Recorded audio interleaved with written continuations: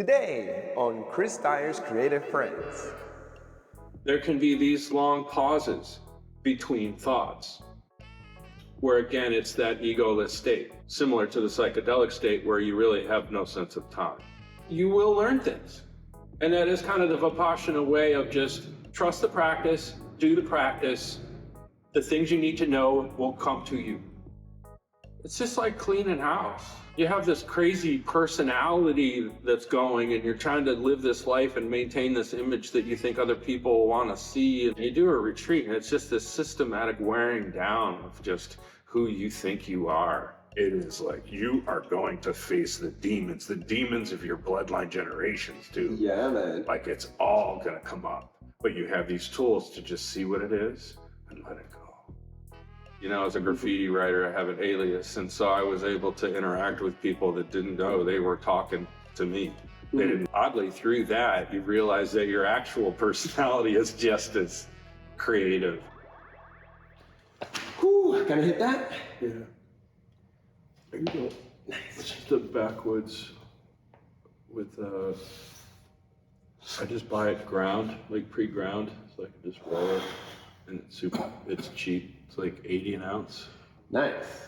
Yeah. I was like holding back from asking you before I did this because I was like, once I get high, I'm not gonna like. No, I do the same. Uh-huh. Yeah, hooking up electronic shit is, I don't know, it's a pain in the ass. But once it's good, it's good. Totally. You know, and all that effort pays off and able to, you know, share stuff with people. You know? Totally.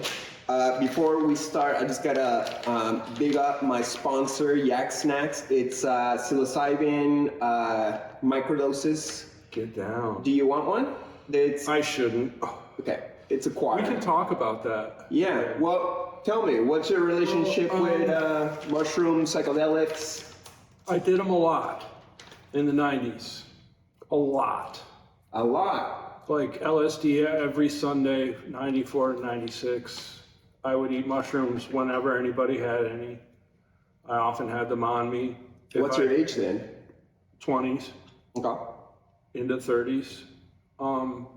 But then when I started doing the silent meditation retreats, things changed.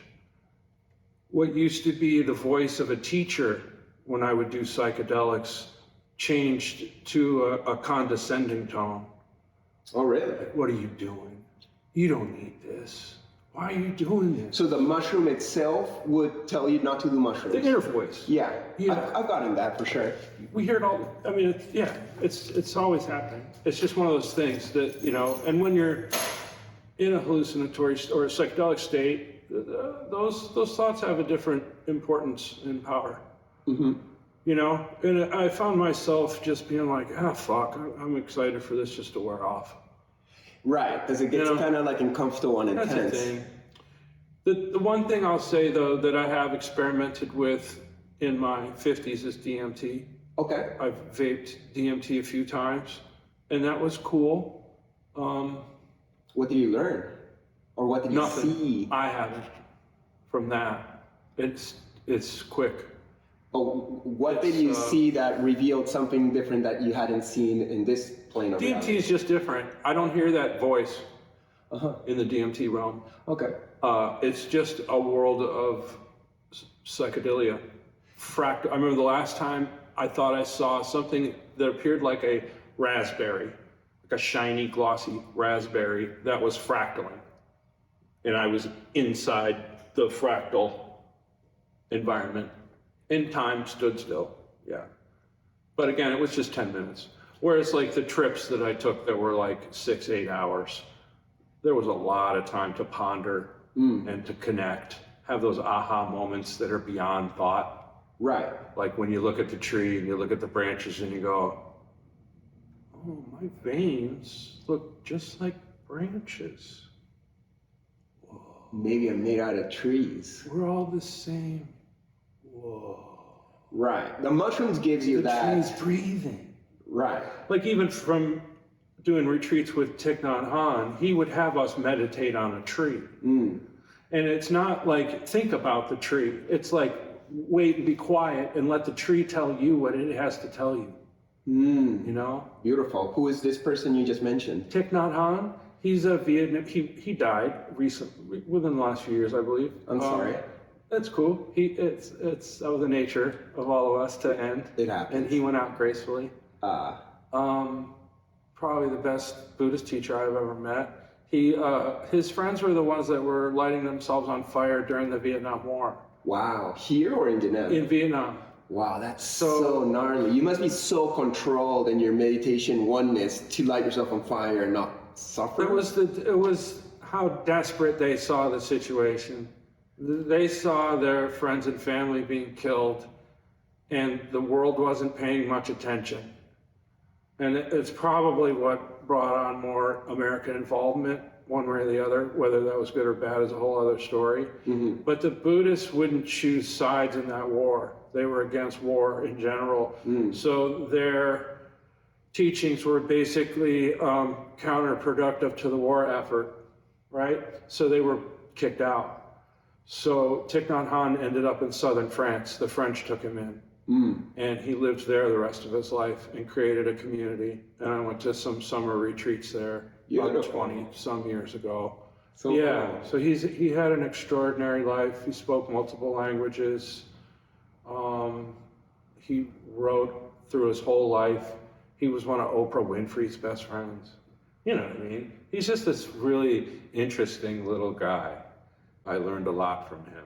So at what point, before you were doing psychedelics and eventually you were led to Buddhism, trying to find... Kind of simultaneously. Like when I moved to San Francisco in '93, I was buying books about psychedelics as well as Buddhism. Yeah, well, and other things, Hinduism, you know, all kinds of stuff. It's different paths to the same place in a way. That's what I've come to find for myself, is that egoless realm, there are different ways to get to it and to interact with it. For myself, LSD, I would take it and it was almost as if a door opened and I was pushed through the door into the egoless state. But I didn't have any control over how long I was there or what I was doing there. And when it was done with me, it would kick my ass out the door and the door would disappear. And then I'd kind of feel like shit for a little while. But meditation, you probably learned something that's the thing. It showed me the space, and I got comfortable in that space. So meditation showed me that I can cultivate the door with meditation techniques. I can enter, I can hang out in that realm as I wish. I have some freedom in how I experience things in there, some control even, you might say. And then when I'm ready, I go back to the door and I shut it behind me. And I go back to life. But to me, it's the same place. So in like DMT, just to finish, skips the door. It's like as soon as it hits me, I'm in the egoless space. Right. I, again, don't have any control. And if you even try to control it, it gets fucked up quick. It's a full submission thing, which I learned from doing LSD and whatnot, to submit. And again, you come out of the DMT trip and it's like it didn't even happen. You're like, what the fuck was that? Yeah, right? You know, but that's the thing. To me, I experience it as the same place, you know? I wonder if it's the same place or a different frequency or different floors of a building of reality. Right. When I say place, it could mean a variety of things. All I mean is that it's a place different than this reality. But yes, in that egoless state, there are vast variation. It's hard to name it. They call it the astral, but there's higher astral, middle. It's so much more infinite than this giant physical plane. Sure. And the possibilities are larger too, because there's no time and space. That's just it. Yeah. But again, it's so different than this reality and thinking and talking and, you know. Do you think this reality is real? Yeah. Yeah, of course it is. But it's a subjective experience through this vessel. Right? So it's yeah, it's real. Right. Yeah. Now that AI is getting smarter and people are seeing the world more and more with mathematics, and they're starting to wonder, like, are we in the simulation? Are we in a computer? I don't believe that. If we are in a simulation, it's a simulation of God in his own spiritual video game he's created for himself to play. No. I mean, literally, you could set yourself up to be on a monitor 24 hours a day with headphones on and not really participate in physical reality, but you still gotta eat and shit and breathe. You're still here with us, even though you've isolated yourself and connected through an alternative dimensional world of, internet connectivity. I mean, I've seen that happen in my own life where a friend's son got addicted to World of Warcraft, and he chose that world, and his real world kind of went to shit, and his grades got terrible, and it became an issue. But I could understand, based on the difficulties in his real life, that would be a better option given that option. You know? Yeah. Unfortunately, that might have been a whole generation of kids. So you don't think that this physical reality could be a sort of video game for God to experience physicality? I'll tell you, it's just a possibility. We don't really know. What I think at this point is that the idea of a soul or something that is a unique life force,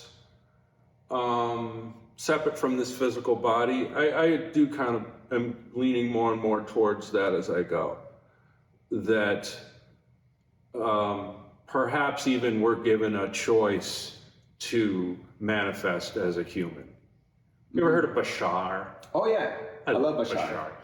It could be total bullshit, but I love what he says. The idea that other life forms think it's a really fun, exciting manifestation to be human on Earth.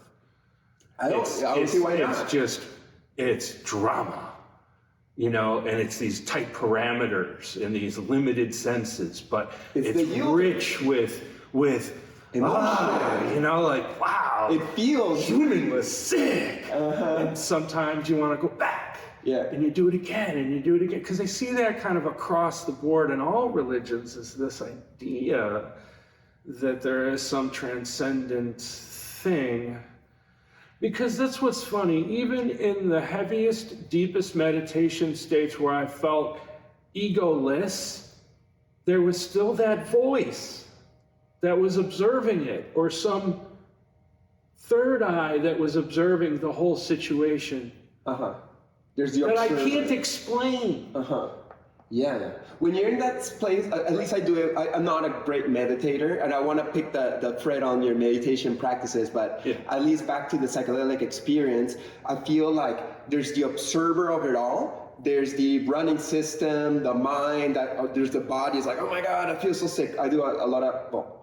I do ayahuasca often in my life. So then I'm observing it from there, and I'm seeing the body's got their issues, the mind's kind of like trying to read things, but I can observe it so separate than me that it's not overtaking the me that's the observer. And then I question, but who is this observer? And what are these two different levels, the body, the mind, and then the world outside of that? Yes. And or am I part of the whole too? Hi.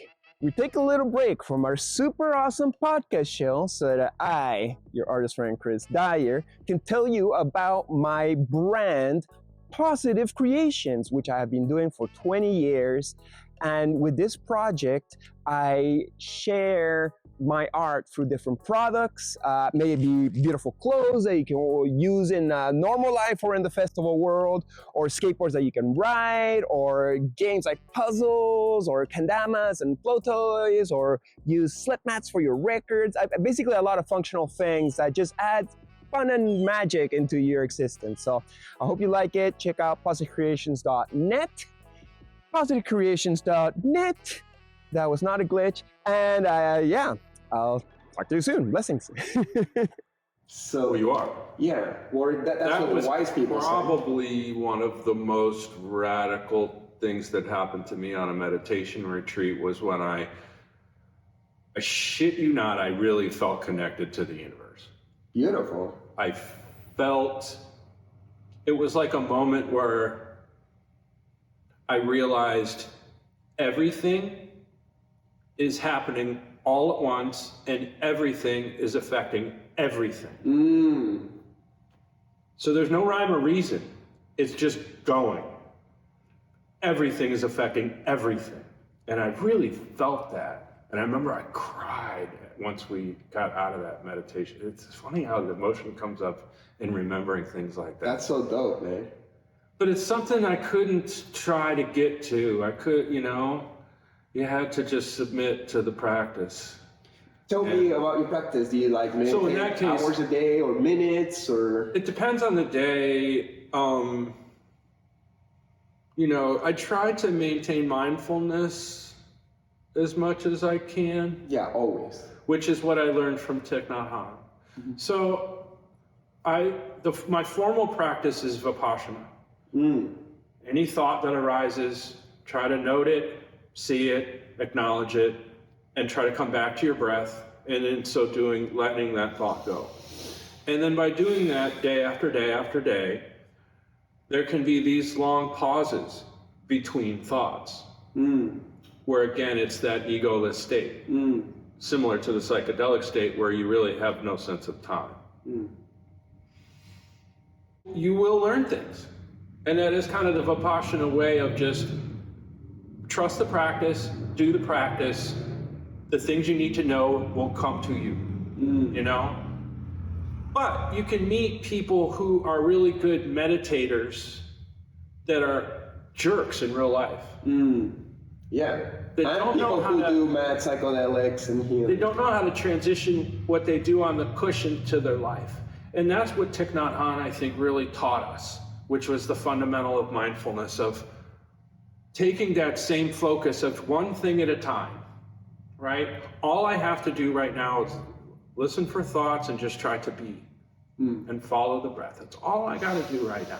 Very right? simple. And in the same way, in life, when he used to say, when you're washing the dishes, only wash the dishes. Don't think about what you're going to do tomorrow. Don't daydream. Do the dishes. Give the dishes your complete attention, right? And in doing so, you might find more joy in the thing, right? You just slow down a little bit. And he'd even say, like, when you're on the toilet, we all have to do it. But take that time to just focus on the fact that things are coming in and going out. Doesn't have to be disgusting or crude. No. Just cycles, and be with it. And often people's health gets better because they're sitting more upright. They're not on their phone. Dumb little things. When you're in a long line, and people around you are getting annoyed and meditate. In that moment, you need to do nothing more than wait in the line. Take that as an opportunity. Just be. And that's the thing. And they're great tools. But you don't really get a lot of that through the Vipassana circles. No? Not so much. No. Not like practical, I never heard that. They don't give you lessons. They're just like, come here, shut the fuck up for 10 days, right? It's a 10-day practice. 10, it depends. I've done 3, 5, 7, 10. Okay. I mean, there's 3 months, the winter retreat. Whoa. I hear by day 10 you're tripping out. Like, I've had people tell me, like, dude, I saw your art on the entail of Vipassana. You start to get things differently. It's this whole, like, it's just like cleaning house. You have this crazy personality that's going, and you're trying to live this life and maintain this image that you think other people want to see and all this shit. And you do a retreat, and it's just this systematic wearing down of just who you think you are. Yeah. And it also brings up the worst stuff. Right. No, you got to fix yourself. Because you're doing this practice where you're accepting anything that comes up to mind, no matter if it's violence, sex, thinking about space, Joe Rogan, anything, all of it is just not helpful right now. Let it go. Yeah. You know, so given the room to do that, yeah, your worst shit is going to come up and be like, hey, you remember me. And that's where the fortitude part of it comes from, the inner strength to face it. That's why the Tibetans often render their gods as almost demonic and wrathful. It's not, it's just to show energy. That it requires, that to sit in silent meditation is not this casual hippie fucking chilling out. It is like you are going to face the demons of your bloodline generations, dude. Yeah, man. Like it's all gonna come up, but you have these tools to just see what it is and let it go, and it'll come back. And you do the same thing, and over time it just loses its energy. So it is like a psychedelic ceremony, just you gotta do the work, and it's longer, and you really gotta concentrate. With the psychedelic, you know, once again, It's a tool. It's almost like it places you there already, and then you gotta kind of like learn how to navigate it, and you're given right away the bullshit, and you're like, okay, do I forgive myself? Do I let it go? Do I hold on for it forever? Like, how am I negotiating playing chess with my mind here? And I always leave it up to God. I step back, I observe, and I'm like, yo, God, you play chess with the devil, and I know you will win in the end. So. Yeah. I put my faith in the universe. It's a weird thing. So meditation's not this like easy practice of sitting down doing nothing. It's the battle against the stream of a mind that has been on a hamster wheel in a busy fucking world. That's why we call it a practice too, meditation practice, because you could be like Thich Nhat Hanh. The day he died, he was practicing meditation. He never figured it out. You don't figure it out. That's not how it works. What about enlightenment? Do you believe you can reach enlightenment?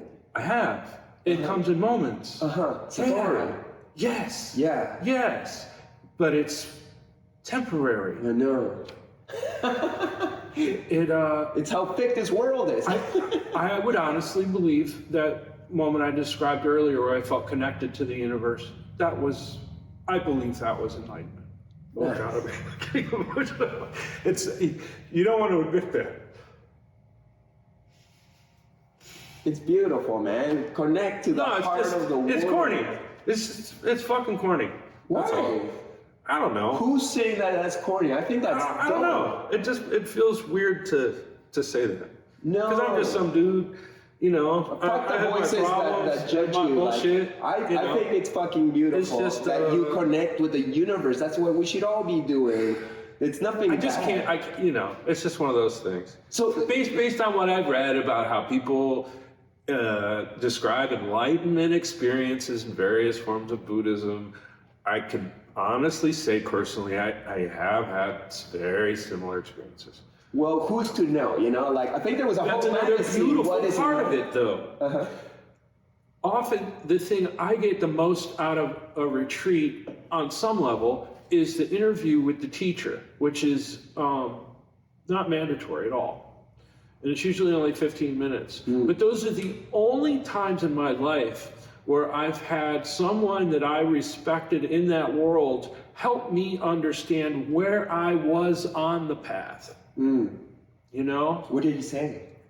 Oh, they always said I was doing great. Can I share a story with you? Sure, to reflect that's what we're doing. I also had a guru.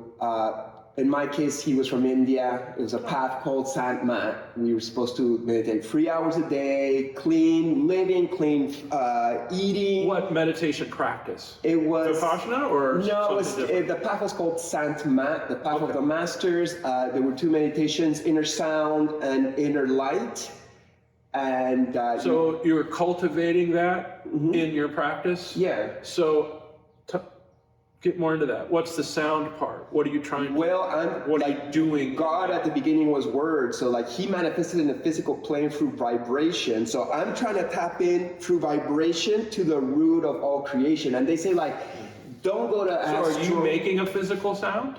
No, I'm listening in. I'm like, Okay, so you're trying to, let's say, use your practice to find that frequency where you experience a sound? in search for the lost chord, like in the Boogie Blues record. Like, Okay. You're just so like, it's a matter of like quieting, waiting, and listening? concentration on your inner sound, whatever that is. Right. Yeah, and you And find what was it for you? because you got to stop thinking in order to like Sure. catch the vibe, and then like concentrate on it and observe it, and then it changes and it becomes something else, and all of a sudden you forget you're you. So I have got into states where I've Sure. touched at least the surface of a spiritual realm, and it almost scares me. Almost like it's like when you start falling asleep at the beginning of the night and you're dreaming something, and you go like, whoa.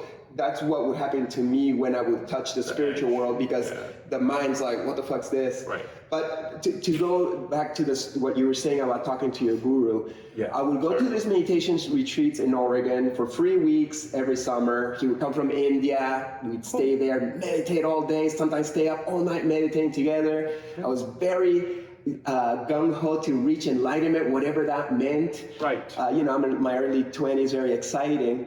Yeah. And I was also finishing college to become an artist. So I just graduated, and finally the master would, he said like, hey, I'm open to talk to some of the Latinos of the retreat. And I'm like, I'm Latino, I'm from Peru. So I finally got to talk to him. And when I met him, well, actually the first 2 times I saw him walking by and he looked at me in my eyes, I fucking broke down and cried for 20 minutes, dude. It was an ayahuasca experience, and I'm like, I was so sad as a kid, like bawling hard. Yeah. That's where you see like, whoa, this magic's real. This stuff's not like in my mind. Like I didn't want to start crying. It's a funny thing. You hear that a lot, though. Yeah. So I was like, whoa, that guy. I don't know if he's got enlightenment, but his eyes made me cry the 2 first times. Right. So when I finally got to talk with him, that time I didn't cry because I guess he was relating to me as a human. He wasn't giving me darshan. He was just kind of like, who are you? And like, oh, I'm an artist. I just graduated. I want to go out there and make the world better with my art. And he's like, no. You shouldn't do that. Your main objective is to reach enlightenment, and your vibration will do so much more than any physical activity you could do in this life. And actually, the path of an artist is so treacherous, you will be seduced by ego, by too much attention, etc. It will make it so much harder for you to reach enlightenment. And it fucked me up, Mike, dude. Like, I was like, really like, what the fuck do I do? Like, my master who I followed for years just told me not to be. But at the same time, I knew it was true. If I really wanted to be enlightened, I had to reject the world and sit there at that meditation retreat for the rest of my life and just become God through that. And eventually I was like, no, I came here to live a physical life, to be an artist, to hurt myself, to be seduced by ego, to do all the ups and downs of being a human. And I'll connect with God later, perhaps when I die, or maybe in this life. I don't know. I surrendered to it. So I would say you had a better experience meeting your guru than I did, or well, teacher, master, what do you want to call it? I just thought though that like,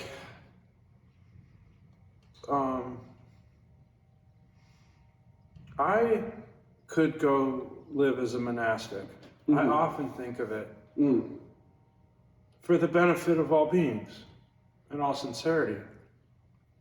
But I think that I have been given these tools in this time and this access to people that I wouldn't have in a community like that.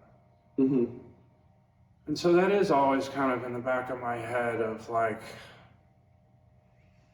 trying to keep that in mind, that the bottom line is still service on a certain level, and trying to spread positivity as much as I can to as many people as I can. And you do. And that's the thing. Also, when I leave a retreat, I'm sure you feel like this too, you realize going back into your normal life that it's all a decision.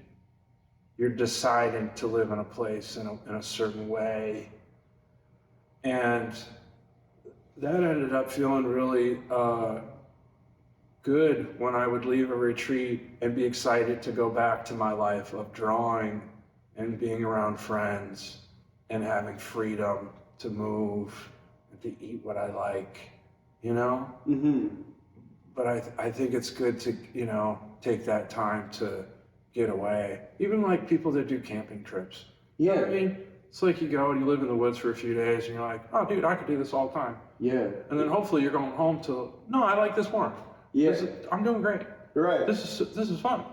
This is why. Yeah. That's till it gets cold. Well, you know what I mean, though. Yeah. Like, yeah, it's as simple as that. Yeah, well, that's why it's called retreat, right? Because we retreat from what we consider the normal world, but that used to be the normal world, and then we threw all this shit on top.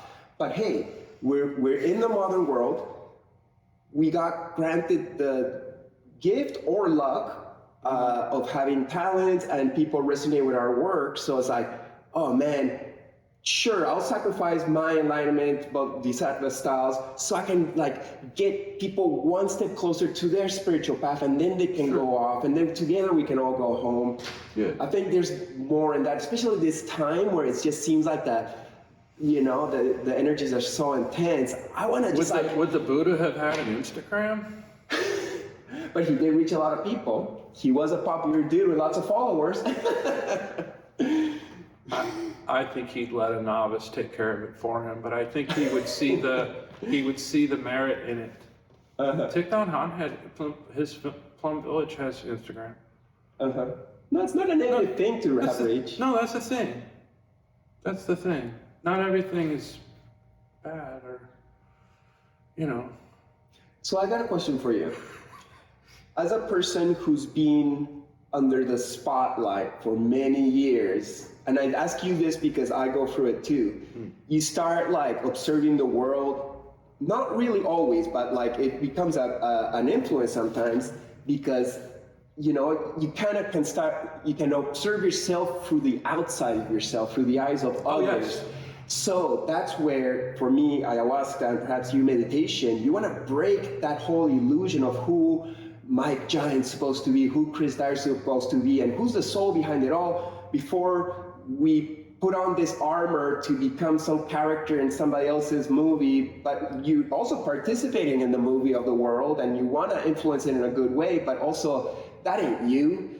And you know, and we're allowed to also change and develop and grow and not stay as one version of the character.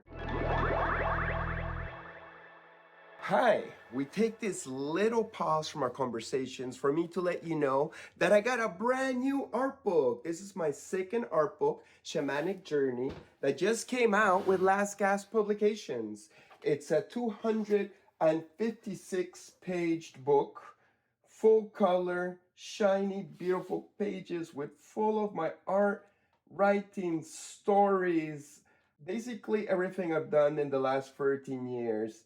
And I worked really hard on this book. It took me months to lay out by myself, and obviously the art has been a labor of love of many years, and I've condensed it all in this beautiful book that now is available on positcreations.net. You can get a signed version, you can get an unsigned version for a little bit cheaper.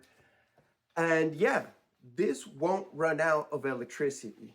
On this digital world where we gotta charge everything, or a solar flare could knock out the electricity of the world and you'd be like, whoa, where did all my Chris Dyer go? No, this runs on energy forever. You never gotta charge it, you never gotta water it. It'll always be there to give you new inspiration and art. And I've done this with a lot of love, you know, and I hope that you will get a copy for your own personal library. And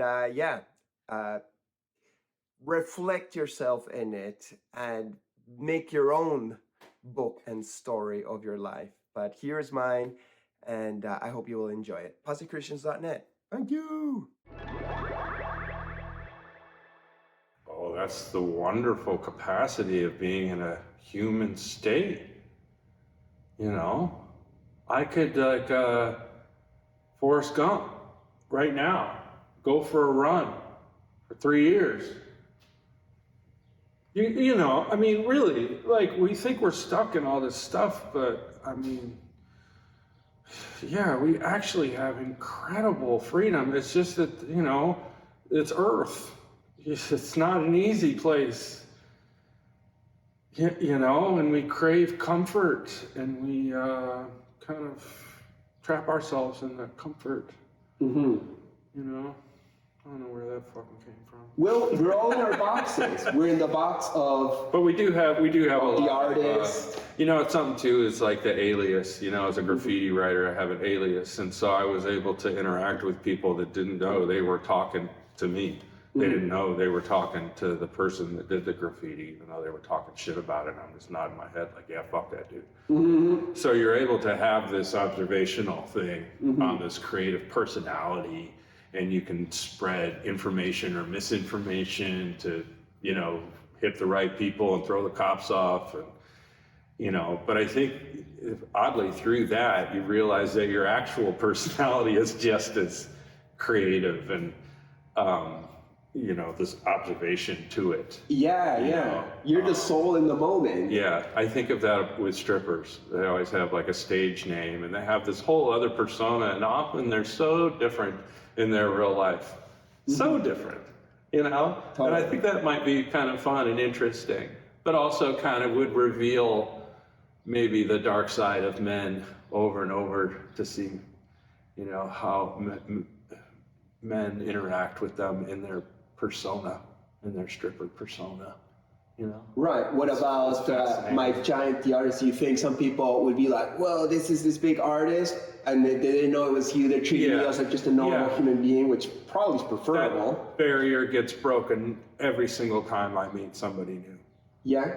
Tell me Sure. Oh, they're always just like, oh man, I never really thought about it, but yeah, you're just this guy. You're just you're nice even. Like, you're very welcoming. Right. You just want to pop that balloon as fast as possible so then we can just all level up. I don't even think I try. It's just, you know, you just get my vibe when you're near me. I'm not like... Yeah, well, that's how you pop that balloon. I'm not coming with bad vibes at all. Yeah. But know that bad vibes can come, and so I'm a bit just trying to stay aware. Mm-hmm. Protect yourself, but also be open-hearted. Just be aware. Yeah. Try. I see that all the time. You probably do too. That just people are so unaware of their surroundings and their impact on the environment.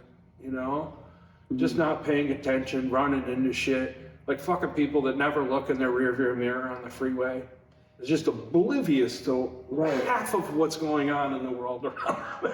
That's why I don't drive. Well, that's the thing, though. I mean, yeah, it's just indicative of just people not like paying attention. Yeah, you know, I see it all the time, and in the end, I just giggle and have compassion. Yeah. Because there's probably a reason they're not able to freaking pay attention in the moment. We're all just walking around at different levels of blindness. Yeah. My game these days, like I was just in Hawaii, I was teaching a retreat, and the person who hosts us is a really good psychic, and she can like channel entities, and then I talk to the entity and I make questions that my friend couldn't handle. Like she has a lot of access, but one of the things that came to me is that like I'm so open with my energy. She's like, dude, like things are jumping in you because you're just like shining all this light, but you gotta be like more protective of your aura because like hungry, sad souls in the air might wanna like house in you even if briefly. So now not only I'm trying to be aware of like the humans around me, but what invisible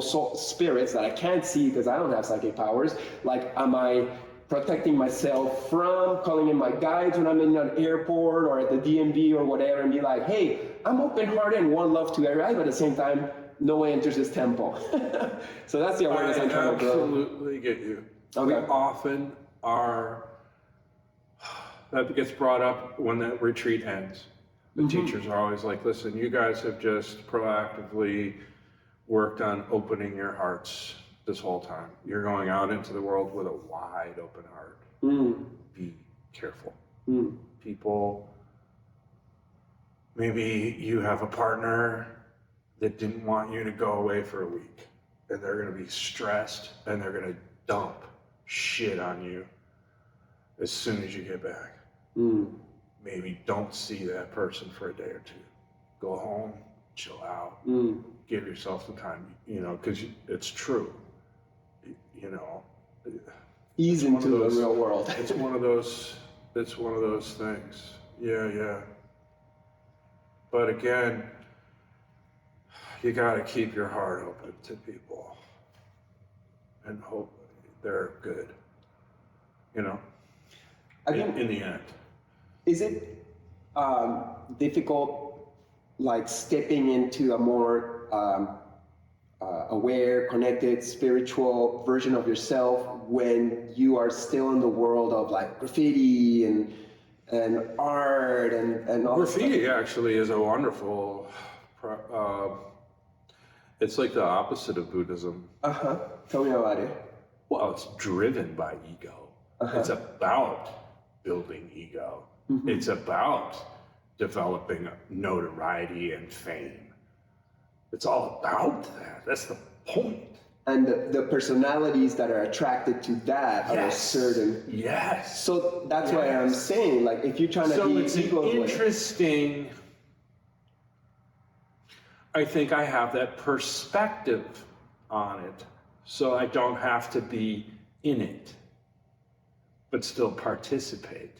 Doesn't mean my bottom line is fame. You know? At this point, I don't give a fuck. You're doing graffiti for, Jesus Christ, almost 40 years. You know? Yeah, you do it for fun. Yeah, that's all it is. It's like I want to play golf with my buddies. It's just like they give me a call, like, hey, I got a wall, you got paint? I'm like, yeah, I'll grab my paint and I'll see you down. Hell yeah. That's what it should always be, though, That's right? all it is. Yeah. I happen to be up late and there's trains 10 minutes away by bicycle. Just go do some throw-ups and fuck whatever. Just don't even take flicks. Just, I don't know, it's just a thing. It's just, but I don't, I don't feel like it's a problem, you know? I just have a different perspective on it now that I've gotten older. Yeah, so you got a good relationship with graffiti and being To be surrounded honest, by though, that. too, graffiti has helped my art career a lot. Okay, how come? A lot. Just because I had already achieved a name in a certain artistic subculture. So as I started to expand into other things, I brought that following with me. What was the first subculture that you made? Like tattooing was a big one because a lot of my early tattoo clients were fellow graffiti writers, as well as fellow tattooers. You know, so those worked hand in hand, and even I'm known as Mike Giant from the tattoo days because at the time I was working at New School Tattoo in San Jose, working with other writers. All of them wrote pretty much, and we were like, well, we need professional names for tattooing. So do we include our graffiti name in that, or don't we? Some did, some didn't. That's the bottom line. Because again, we knew that part of our collector base was coming from those circles that would recognize the tag name. You know, but that's really where all that came from, you know, originally. And then in the fine art world, notoriety, and it wasn't, it was something that gallerists and collectors acknowledged, that people who did illegal graffiti work were praised among young people of different arts forms. They knew we were felons, basically. You know what I mean? So it had a power, even though I think the gallerists and whatnot, they didn't really understand any of it, you know, but they just knew, oh, this guy was a real graffiti guy. Like, oh, this is almost like how European galleries really play up outlaw artists, bikers, cowboys, singers, whatever. Yeah. They love the outlaw. But also in Europe, graffiti artists that do fine art is like super huge. That's kind of where it really took off. Of course, it's still the fine art of graffiti started in New York City, right out of the subway scene, I would say. Yeah. It was, and again, it was a choice that generation made. Do I go into the galleries and achieve some fame in that world and some notoriety and a career? Or do I stay a street level graffiti writer with a day job? You know, and there's morality involved, all that kind of stuff, you know. So, are you happy with your choice? Well, it's just how it all worked out, man. You know, I did graffiti because it just looked like something fun to do, and I'd never broken the law. I was a very good kid. You know, even to this day, I mean, that's the thing. I'm a chill person. I'm not trying to. We shoplifted a lot those days, but I didn't feel like we were hitting big box stores. You know, I don't know. It's a crime. Yeah, it's crime. but I couldn't. That's the thing. Like, we used to joke, you could never put that you're a world famous graffiti writer on a resume. That'd be the last thing you put on a resume. But now, that actually counts for something. Yeah. Do you think that still helps, or has things changed in the last decade? I think that, you know, even like the kids that are teenagers now, when they look at my generation and realize that we were, honest to goodness, getting chased by police multiple times a week, they can't even fathom being chased by a single cop. Even running, the idea of running, you know, is just, what? Why the fuck would you do that? And that was like, there's a great phrase, freeze means run. That was our motto, man. Yeah. Did you ever go to jail? One time in New Mexico, painting during the day under a bridge, a lady had a brand new VHS camcorder. Wow. Those big tapes. It was a brand new thing at the time. It was 91, I think. And she videotaped me and called the cops, and they came and they got me. And it was this whole thing. But I ended up just doing 75 hours community service, picking up trash on freeways and schoolyards, stuff like that. That's nice. When it rained, we would just sit in the van and drink 40s and exchange stories, you know. And I always thought it was so funny that I was there for graffiti. With the other kids. With the foreman, we called him, the guy that took us to the job sites or whatever, and told us what to do and gave us the materials. But he was kind of lazy. So if it rained, we would just sit in the van and chill the whole time, and then, you know, for like 3 hours of the 6 hours or whatever, and he would just write us off. So it was I have some great stories actually from that, just the people I met, you know. That's awesome. Yeah, so it wasn't a terrible big deal. I was booked under a felony because it was graffiti. Automatically, graffiti writing was a felony, vandalism charge, but it did get dropped to a misdemeanor. So I think right now I don't have anything on my record. That's great, but you can still, I suppose, according to the galleries, it's still good for your art career. And I think it was good for me. I've been through the system. Yeah. Even if it was just for a day, like in processing in jail, you know, and the whole nine. And I kind of took it with stride, you know, and it made me realize too just how hard lives, you know, people are having. You know. Sure, there's lots to learn from that experience in place. That's the thing. I was in jail with people that did really, really heavy shit, and I just was painting on a wall. You know, that really hit home when I was there. When they came around with they had like a garbage bag full of cheese sandwiches. It was like yellow cheese in between white bread, and none of the guys in my cell wanted them. And I was like, "Can I have theirs too?" And he was like, "Take as many as you want, kid." I ate like 8 of them. That's why you got so much cheese in your fridge now. It's the same, dude. It's like, no, I was just, that was kind of my attitude in there. Like, oh shit, I can have more than one. Like, rad, thanks guys. Like, I was like actually like thanking people in jail. Like, Well, I'm happy you got a good relationship with graffiti these days. What about tattooing? How much are you tattooing these days? A few times a week. Yeah, I just don't advertise that part of my business so much because I can get inundated overly with appointment requests. So the way I do it now is just like people can pretty much just DM me and I can get them in within a month. It's not a big deal. But don't do it. But that's no. You do oh, good. Okay. No, I that's the thing. But again, you know, locally I have enough people that come through. People do fly in sometimes, you know, because of my proximity to all the cities. I have people come from Detroit, Chicago, Indianapolis, you know, upstate New York, Kentucky, you know. I thought you were retired at one point.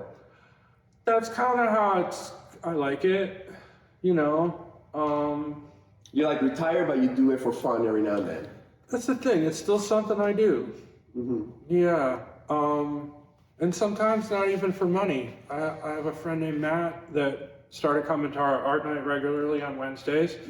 He had a sleeve kind of patched a few things, you know, one thing that was unfinished, and I got motivated and we ended up doing his whole sleeve and pulling it together, and it looks really nice now. It looked okay before, but now it's like, it looks pro. Yeah. You know? And yeah, it was way more a labor of love and like an honest to goodness favor for a friend to help him feel, you know, I don't know, it's one of those things. I like doing that a lot these days, is like bringing together stuff that people have that's old, that they're not all that pumped on, and then I can figure out a way to like make it into one thing, so to speak. You know? Dope. Yeah, so it sounds like a fun art project. Because I'm 53, so, you know, a lot of my friends are the same age, and they have these junky tattoos they got when they were like 20, and I'm like, dude, I can make you look fucking hot shit again, dog. Like, just come over. Yeah. Like, let me fucking get in there with a shader. It'll look brand new. And you'll feel brand new. You know? Totally. Yeah. And it's not like super creatively crazy for me to do that kind of stuff too. Yeah. Yeah. And it is fun. Does that Mary tattoo you got there on the arm, is that the same as Mike Maxwell has? Similar. Okay. Yeah. Similar. Yeah. I think he liked the crown shape that I had from this, or I might have shown him the reference. That was kind of like a papal kind of shape I think I did on his. I did a bunch of those back in the day. Okay. That was like a popular, the praying. Well, I got the old school Guadalupe, just the more classic. But I've done lots of those. The universal. And of course, this is an homage to the Guadalupe in form. You know? It's so trippy, that story, huh?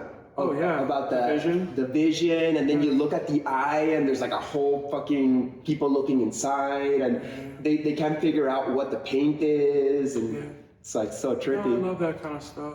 Do you still talk to Mike Maxwell? Is he still a good friend? I haven't talked to him in a while. Okay. I love Mike. Yeah. You guys did a movie together. Yes, we did. What was it called? What the fuck was it called? It was like Across Cities, Tales of Two Cities. Something like that, right? Yeah. Yeah, because we did San Diego and San Francisco.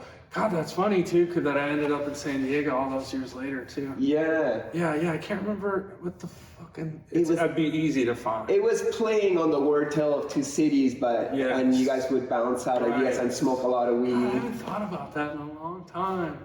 Yeah, that was a fun movie. That guy that made it was really fun. That's awesome. Yeah. God, when was that? 06? No, I met Mike around 2011, and whoa, okay, so I'm way up. 11. Probably around. Oh, right, okay, yeah, I was living in San Francisco then.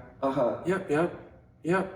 Painting the Mission a lot, I remember. Yeah, and Mike Maxwell, he was one of the first ones to have an art podcast. I didn't even know what a podcast was till him. Oh, yeah. And a lot of people were on it. Is it called Born Free? But Stay Free? Stay Free. It's possible it was Stay Free. It was like his... That's so funny, right? It was that long ago. Yeah, because now that's like a Russell Brand. I think it was the first arts podcast of interviews that I could remember. It was super good. And then he quits just by the time that podcasting becomes more of a thing. It's hard to maintain that. Right? Yeah. Yeah, this is episode 121 for me. You know, too, like...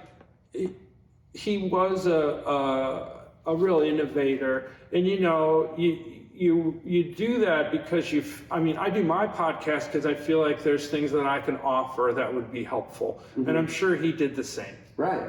It's nobody's talking to these people. We're not getting I'd love to know more about this person. Let's share this. And then, podcasting blew up, and all of a sudden there's lots of people doing that. And so at a certain point, I'm sure you're like, well, I mean, now there's an abundance of this. Do I really need to keep doing this? I mean, I really did talk to my people. Maybe I can back away from this. Yeah. You know, I get that. But yeah, I mean, that was... It's ironic that Mike... God, that was so long ago. It's ironic he was friends with Joe Rogan. Yeah, he did the Joe Rogan logo. He did that, which people don't fucking know. I know. He did his logo. I know, which is they would so well known. Fucking roll together. Jiu-jitsu stuff. Uh-huh. Mike's a jiu-jitsu He teacher. fought him? No. I'll bet Mike rolled with Joe. Maybe Really? just... Oh, sure. Why wouldn't you? I mean, that's the thing. You're all the same. Last time I was... And Mike's a teacher. Like, yeah, He's super good. It'd be a funny thing to talk to Mike about if he could beat Joe Rogan. Because again, weight's a whole different thing. Because Joe's a much bigger guy than Mike. Mike, I know from friends of his, is a master of like finger holds, toe holds, all these weird things you'd never think of, and he'll just break you off. You know, he's sneaky and quick, and he just waits like a snake. Yeah, yeah, it's funny. I rolled with him a few times. I just didn't really get into it. I think, it was just one of those things. I did give it a try, and I have a lot of respect for people that do it. It's a wonderful skill. Just one of those things. It was cool. It's cool to get stoned in the morning with the guys out back and then roll around and sweat like crazy, you know. But I was like also getting taught by Mike and rolling with Mike, and I'm like twice as big as him. Yeah. So it was easy to do, or he was so good at it. We never really got into it. Okay.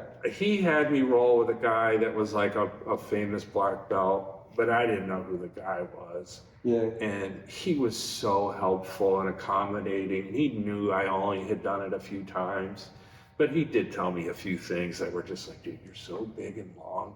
This is the move for you, dude. Try to get this, and nobody's gonna be able to, you know. And I think he told me like, try to stay as like big as you can be, because they're gonna try to tighten you up and curl you up. But it's gonna be hard with a big guy like you, so you can try to, you know, keep pulling. Do you enjoy fighting in general? No. You're peaceful. No. Peaceful giant. Gentle giant.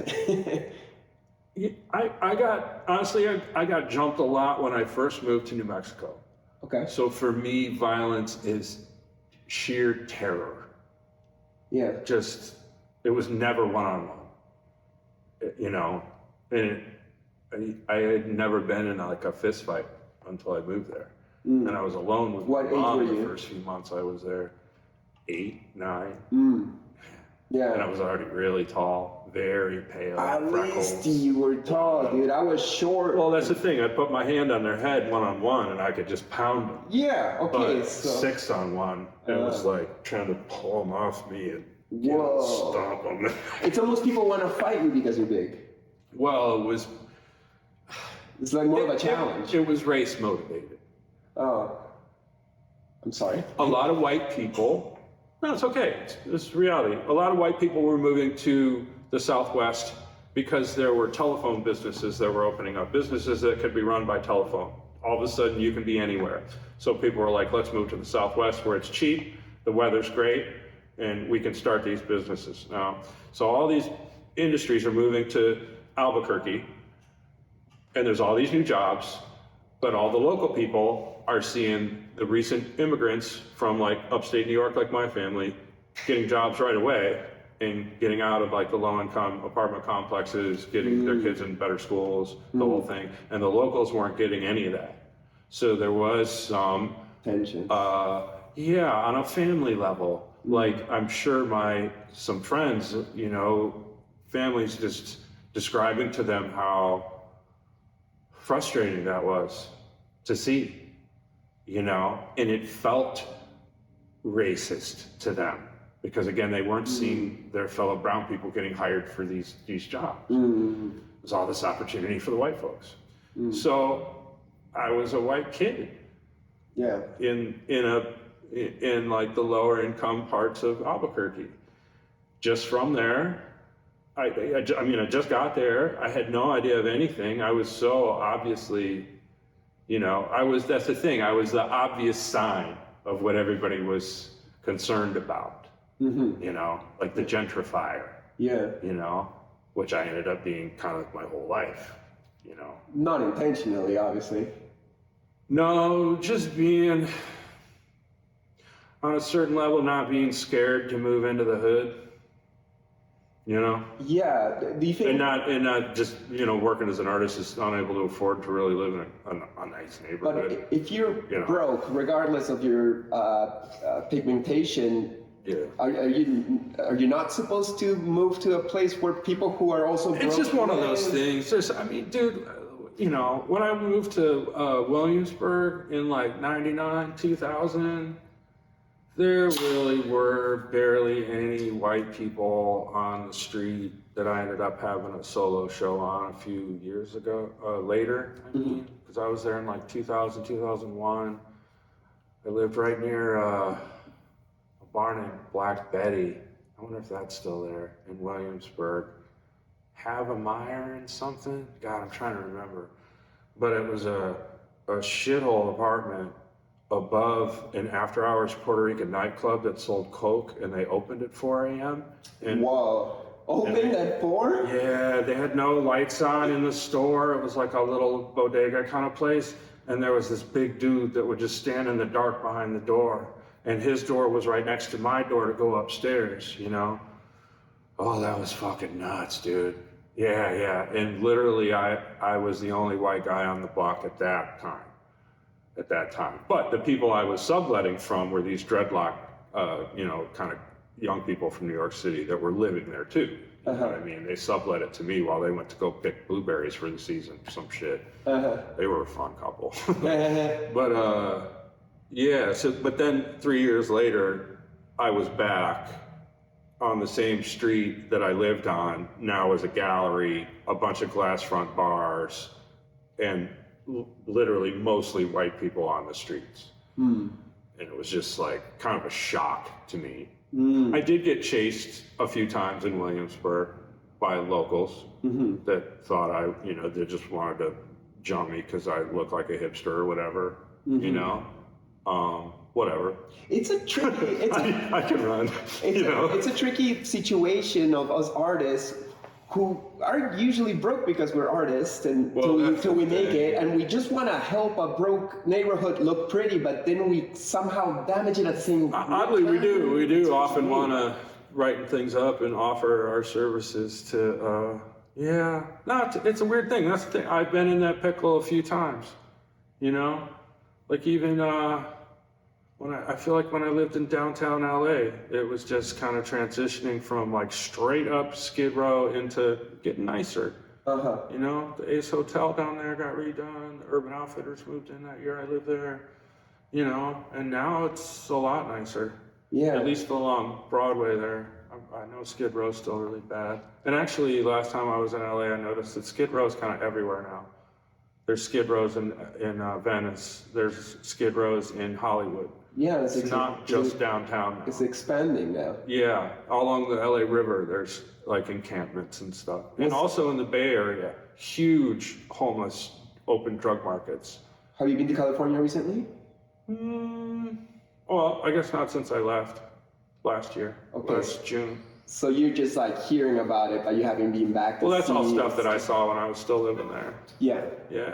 Well, it was always kind of like the Mission had a little bit, but Mission now was always sketchy. Yeah, but now it's like super duper certain parts. It always was though. Yeah. That's the thing. There's been times when it's come and gone. I remember taking friends from San Diego to the Mission, and I told them, we just gotta watch out. Everything should be fine. And we ended up seeing this homeless crackhead lady break a bottle and go after a pimp with it. And then he fucking knocked her out, cold punched her right in the middle of the street and just laid her out, and nobody did shit. Whoa. And we were just waiting for the ATM. And they were like, bro, I've never even seen that happen in San Diego. You think this is chill? No, dude. Do you miss living in the golden days of skateboarding and? Well, yeah, that was a time and a place. Yeah. Tell me about it. Like I was there a little bit because I was working for Satori in the Mission. Oh yeah. Okay. So you got to experience it. Yeah, I would go there for like a month. And even that like little subcultural part of it too was like the Rasta stoner skater kids. Yeah. I had great conversations with those guys. Yeah, nice. Yeah, I was working for them doing graphics, and I ended up managing Creation Skateboards eventually. Sure. I also did something for Fink. So When? 2006, a graphic for Danny Fuensalida, who was a writer. When did they finally close up? Satori's still on. Or Fink? Fink. Because that must have been close to the end, wasn't it? I'm thinking Fink closed. Did Low-Card own it at that point? Remember that? Yeah, Low-Card somebody bought. Because Low-Card was next to Rebel 8 for a while. In those years. Yeah, Fink might have shut down around 2015. Yeah, because I was there 93 to 97. Tell me about that. It was awesome. Yeah, you were like what, artist director?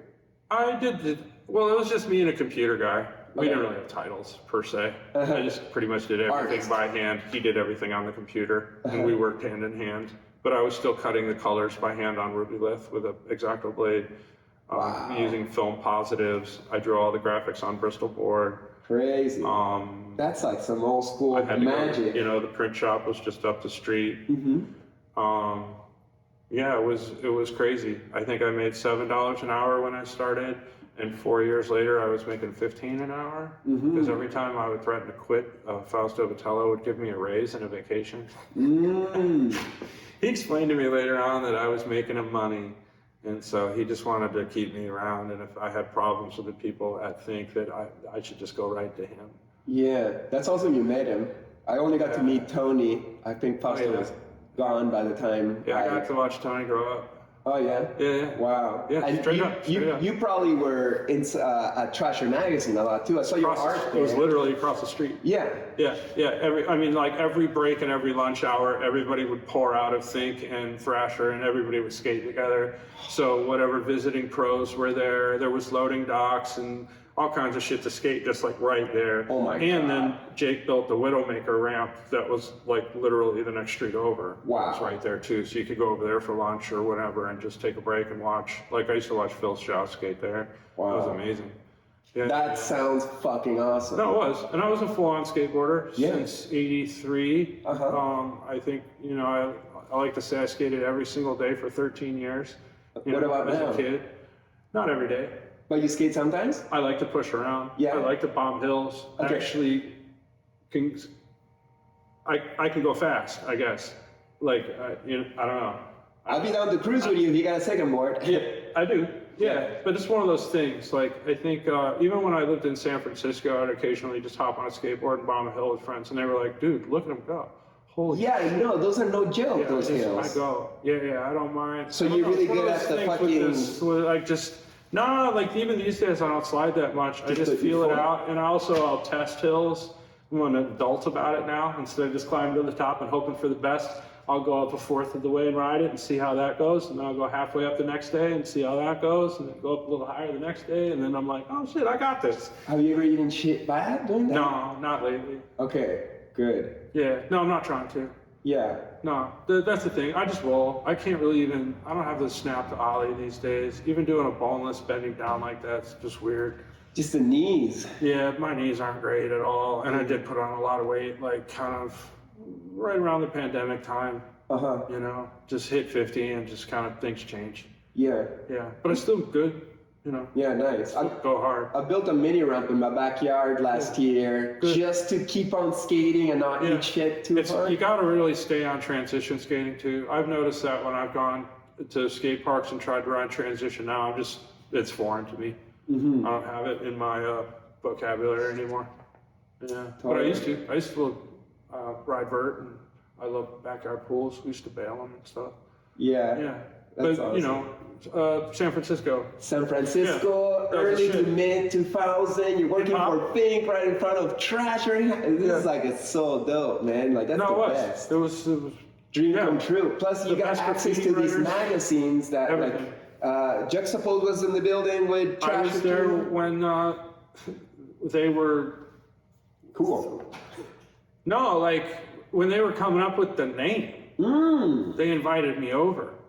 And they're like, what do you think of this? And I was like, you guys realize you're spelling it wrong, right? And they're like, yeah, we know it. We're trying to be, unique. And I was like, okay, are you going to have graffiti? And Robert Williams hates graffiti. I don't know if he still does, but he was like the founder. So he fought against them including graffiti for a long time.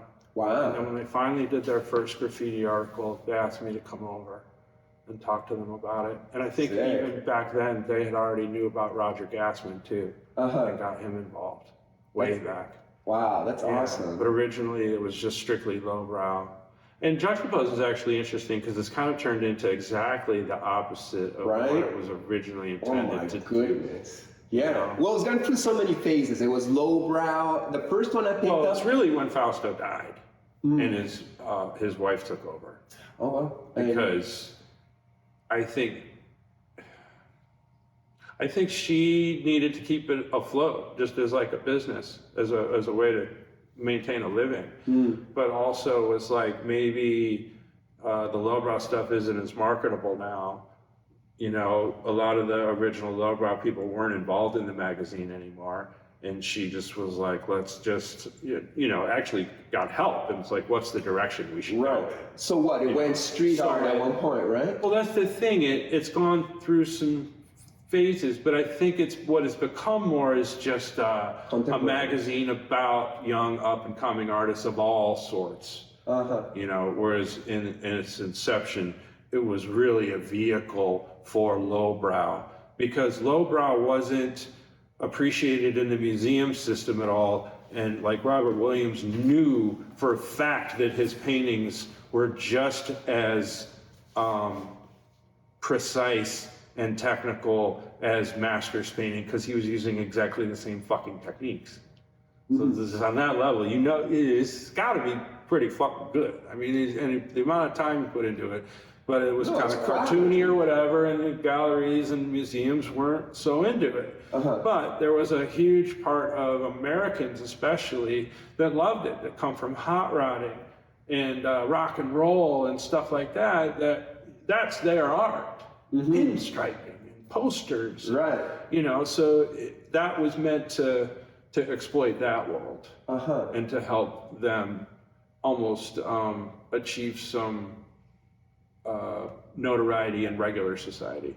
Yeah, totally. I don't know if it worked out for lowbrow. I know it became more popular when the first came out. It had its time. Yeah.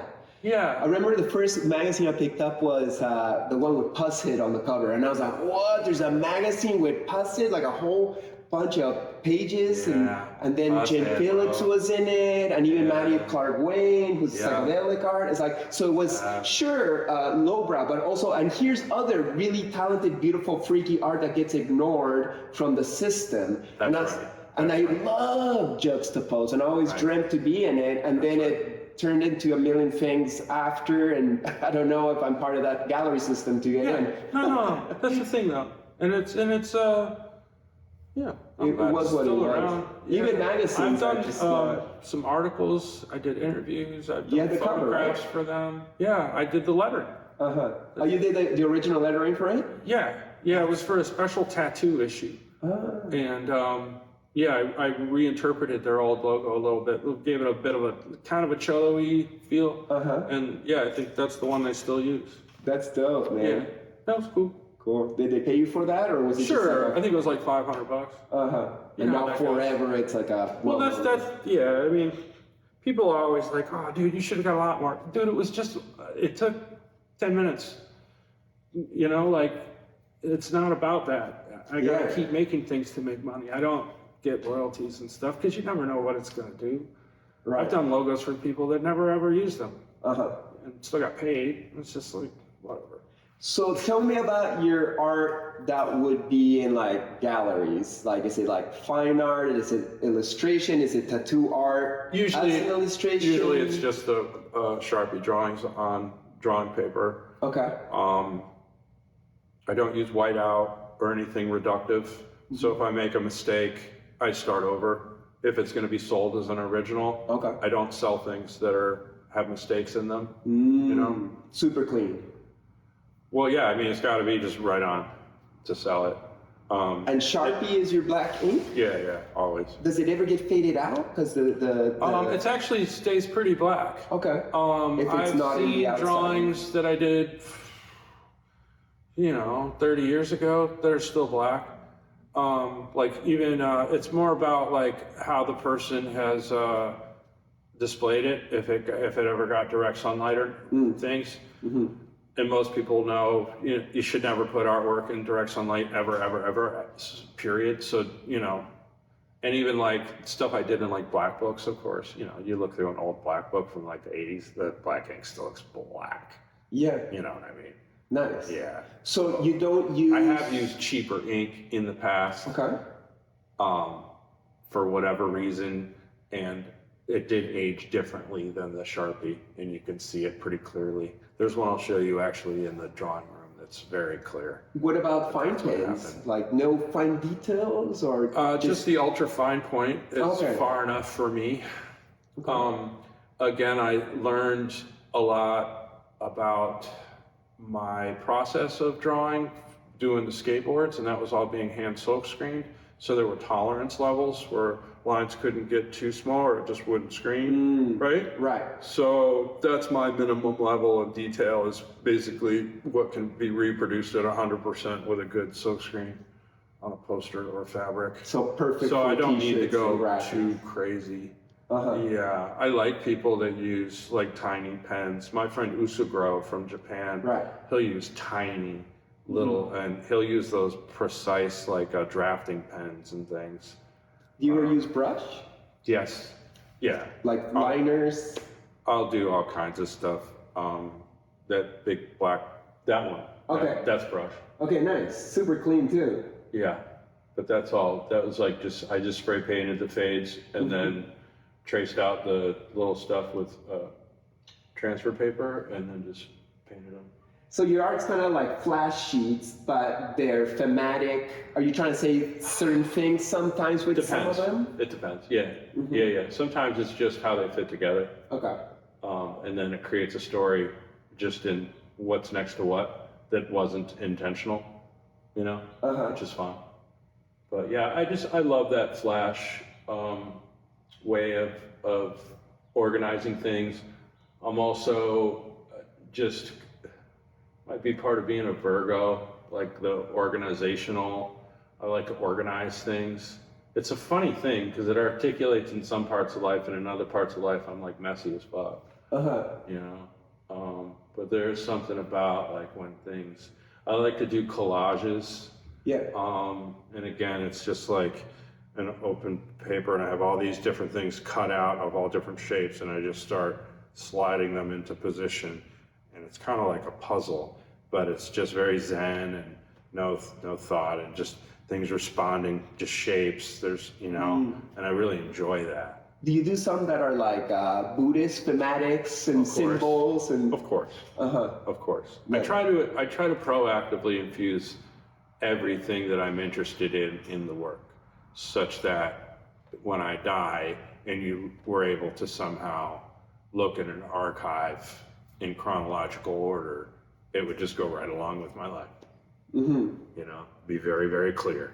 And even on originals these days, if there's space, I'll add handwritten anecdotes in pencil all around the main illustration, and they're very much just a stream of consciousness in the moment. Whatever the fuck I think, regardless of how preposterous, just throw it out there, almost vomiting the bare thoughts out, That's awesome. Kind of even a form of Vipassana or mindfulness. Sounds like a purge. Too, because it's just like, okay, what's next? Oh, hot dogs, okay, all right. Whatever the fuck. Well, you're purging out the garbage, and you got to look at it on the way out. And sometimes I'll put on a podcast, like a Joe Rogan show or something, just so I'm starting to hear words and thinking words, because usually when I'm drawing, it's just all instrumental music. So it's one of those things. For the anecdotes in particular, it's helpful if I'm listening to people talking, and then subjects will come up as well. That's awesome, man. Yeah, but that's a way to tell that it's an original, because I'd never do that on posters or anything. Also, I always put my right thumbprint on originals. Okay. With ink? Yeah. Okay. Just an ink stamp. It's something I saw somebody a few hundred years ago doing. Oh yeah, nice. Well, it almost seems like an Asian stamp. You know how they stamp it at the bottom? It's the same, but again, it's obvious. It's you can fake it, but that's my authentic hand. Yeah, no, I don't think there's a way to faking it. any drawing I've done could last for thousands of years. One That physical mark of this thumb from this physical body is going to be on there. Yeah. You know, I think that's really cool. Art's trippy like that. Like, you go to a museum and you see like a painting from like the 1300s and you're like, somebody was in front of this canvas painting it. Yeah. Or even like, of course, like temples are done like 10,000 years ago and plus. I can be, I like to point out mistakes. What I perceive as, I can be kind of a weird person to go to museums with. I like to make fun of shit. Yeah, there's certain things I just like, because I kind of know a lot, I've done a lot of digging into the history of our production. So things like the camera obscura work and stuff, and how artists were trying to use camera obscuras of individual vignettes to create these great scenes, except the perspective is always to them. It's not a common perspective. So they always look fucking weird. And why you'll see a kid that looks like it could be as tall as a man in the same painting, or the dog looks too big, it's because they were compositing. And they weren't doing it very precisely, you know? And then they try to fudge it with a one-point perspective background. And I just like, you know? So it's like, I'll go to museums and I'll be like, oh man, this is like not a good painting, but it's old. But it's all. Somebody's taking care of it. And I guess it has some value, but look at all the mistakes. You know, I'll point out, like, look at that baby head. Yeah. What's up with his hand, dude? But then don't you know, was it made with AI? But that's the thing too. I like to demystify what ends up in museums. It's not like, even now with modern artwork, abstraction, abstract expressionism. You know, that was a big thing, and they were able to build value and make fortunes with that stuff. And now there's just tons of it, you know, and the museums have to keep showing it to maintain like its value and its integrity, but everybody knows it's bullshit. You know, it's such a funny thing with the museum world these days. Do you think your art will end up in a museum? Do you care, or do you think like a drawing is valuable? It's been in museums. Whatever, it's cool. Yeah, it's cool. But, you know, like, I can't deny, like, you know, if somebody wants to put me in that context, sure. Like, it'd be nice to like talk to the future. Yeah, but you kind of, I mean, these days, there's just so many ways to get your work out there. Nobody has like the lock on it. You know what I mean? Like, Yeah, you used to really have to jock publishers or something to get a book published of your work so that your work would last, you know? But these days, I don't know, like, Even with the book, you can get lost in. Well, I still think, though, it's important to make physical things. I always tell that to my photographer friends. Like, you still got to make prints. Yeah. I think. Because with a solar flare, all the digital will disappear in 1 second. That's the thing. That's the thing. If that happens, right? Yeah, and it could. It could. I mean, power outages happen all the time. And I think if we do end up getting into actual wartime situation in 2025, power grids are going to go out. It can get. I mean, think about. They're already kind of. Think about a world war these days. Yeah. It'd be way less, I think, military and more just crushing each other's infrastructures. Yeah.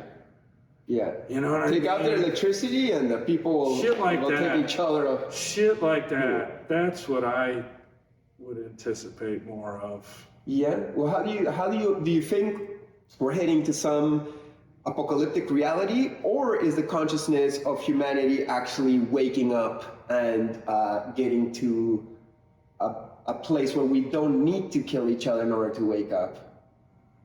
I don't know. I wish I could say, man. What would you like? It seems really 50-50 right now. You know? Of course, I would like people to just chill out and find the things that we all have in common and love each other and try to help each other so that we're all fucking happy and able to be free or whatever. You know? I don't want anybody to fucking die. You know? That thing's still going. We get to the end. It seemed like it filled up. Something's weird, but I'm hoping that the cameras are recording what we're saying. Oh yeah, that's fine. Yeah. Yeah. No, I definitely hope it doesn't go to war. But we're always at war. Yeah, no, there's a lot of suffering right now. We'd love it if it would There always stop. is. Somewhere on the planet, somebody's at war. But I hope it stops in my lifetime. I know it's a super But is it just utopic dream or is it thing. just the human? That's the thing. I mean, every culture has times of peace and times of war, and it's all through our history. There's been times of peace and times of war, and it's in different places. Like I say, like as long as I've been alive, there's been a war somewhere.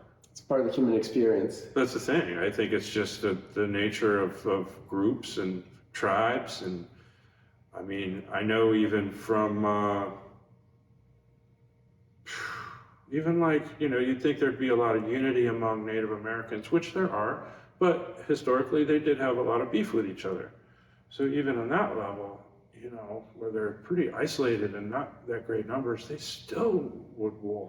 But we're observing the last 2,000, 3,000, 5,000 years, maybe 10,000 years ago, we were an enlightened society that kind of like... I think there were times, yeah, I love ancient civilizations, ancient technology, but I do think those could have been isolated places, and that the rest of humanity were living very, very, very differently. Yeah. Think about even just like the transition between the Homo erectus and Homo sapiens. They would have been coexisting for thousands of years. Mm-hmm. Interbreeding. You know what I mean? It's a slow process. Yeah, who knows? But I cannot live my life without the dream that we will wake up I think and ease suffering a little bit, at least. I think that part of it is the idea to be a Buddhist, or no, sorry, to be a Buddha, not a Buddhist, to be a Christ, not a Christian. If people, that's a huge part of Buddhist ideas too, is you can't help anybody unless you're good yourself. Mm-hmm. Right? So you've got to do the work on your own to wake the fuck up, you know? In doing so, hopefully you inspire others to do the same.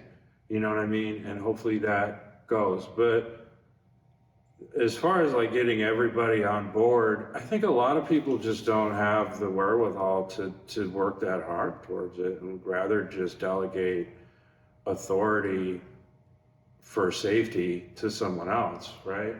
And I think it's always been that way.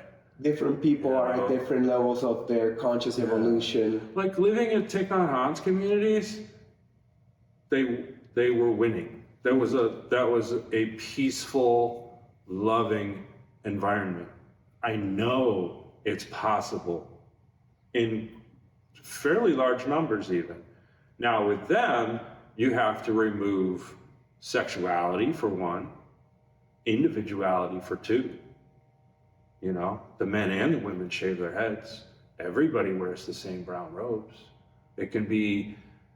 It's actually an interesting experience if you're into gender fluidity, to be in a Buddhist community. Mm-hmm. You know? Why? What would it be? Because it can be tricky to tell what gender the person is, because they're all shaved heads and they're all wearing exactly the same clothes. So wouldn't gender fluidity be happy about everything's just one? I think they would think that's interesting. Okay. Yeah, that nobody's tripping on it. Yeah. Because that's what I think people, you know, that have alternative gender identities, they don't like to be pointed out. Yeah. And, you know. Yeah, isolated. But to be accepted and it not be an issue. That you shouldn't even be tripping on this person. Yeah. And that's how it is. Yeah. Yeah, it's cool. It's really cool. It's a tricky thing between like finding your individual crystal fractal expression of sexuality and be like, here I am on the spectrum, but I'm also the same as everybody else, and it doesn't really matter because it's just a spectrum at the end of the day. Let's not separate ourselves too much. Let's just all be one. I think that's the ideal, but the balance of focus and power swings, and we're finding ourselves. No, that's it's like often realize that I had a different experience coming of age sexually because I was in San Francisco in my 20s as I was learning about all of it. And I was around people that we didn't consider experimental or alternative. We were just being human beings and working with what we had and exploring, you know? But I do think in that way I'm a little out of touch. Like the things, yeah. With the new expressions of the spectrum? I think that, well, especially in sexuality, I think that there's a lot more good information out there now. Like even on Instagram, I see a lot of people trying to help people understand sexuality and intimacy more. And I think that's really great because that's something I always thought was strange younger, is like nobody really ever talked about sex. We were all doing it and whatever, but we didn't really talk about it. But in San Francisco, we all talked about it, and we learned, and also there was HIV, so we were very caring and concerned for each other, and you know, I don't know. I think that was a good thing. I wonder how it is for young people these days. Yeah, like I learning think about all of that, just the access to pornography and stuff, and that's a whole different topic. fake humans, sexualized. It's there's just a lot. But I hope that in the end, though, it's kind of like psychedelics, where people talk about it and whatnot, and then you give it a try, and it's this whole new world that opens up. And I do hope that people are still connecting sexually, because it is a powerful thing. It's, I mean, it's probably my favorite thing about the human existence, but it's not something I take for granted or need all the time. Yeah. It's a joy when it's present. Right, it's not an addiction, but a blessed connection to the Most High. It can be. It can be really trivial too. It can be unromantic sometimes, or even feel disconnecting where it should be connecting. You know, I've definitely experienced a wide variety of things. You know, just how like psychology can interact in that world, you know, and also how it can be this wonderful escape into the egoless space for people that don't. Like sometimes people ask me, what's the egoless state feel like? And I'm like, well, the moment of orgasm, but it's very different than that, because it's not that has that weird physical component to it, but it is a blissful, heavy, wow. When you come, I think you disconnect from the physical. Like as much as it's the most physical thing you can do. That's the fun part. Yeah, like where are you in that moment? I love that in the midst of even making real love to somebody, like you're trying to be like, where's my left foot right now? Where's my right hand right now? Because you've just completely melted into this other person. So to find those distinctions again can be weird and funny. I love it. You know, it's sad that human beings aren't having more sex. Yeah, no, it is trippy to see the younger generation so in the matrix of the digital internet computer world that they're not going out there and getting their hearts broken at a bar.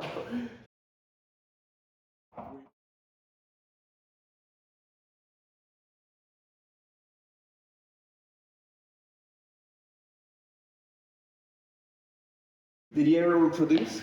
No, I never had a kid. No. Not that I know of. Would you like to? I wouldn't mind. I'd be good dad. But at the same time, whatever. At this point, obviously, Well, hasn't been a pressing issue. Well, we There was create one our girlfriend world, that you know, really- like we can't let the world create us. We gotta create us, and then we create the world. Yeah, I don't know. I just, a lot of the women that I dated over the years just had no interest in having children, which was fine because And Yeah. in some cases, just didn't really think I wanted to have kids with them either. There's no urgency. There was like one girl that I wanted to have kids with that I was really like, this is the one, but she had zero interest. So it's just one of those things. Yeah. Can I hit that blunt? Yeah, absolutely. Yay. How much weed you smoke these days? When I told my friend Ryan I was coming here, he's like, you're gonna smoke a lot of weed out there.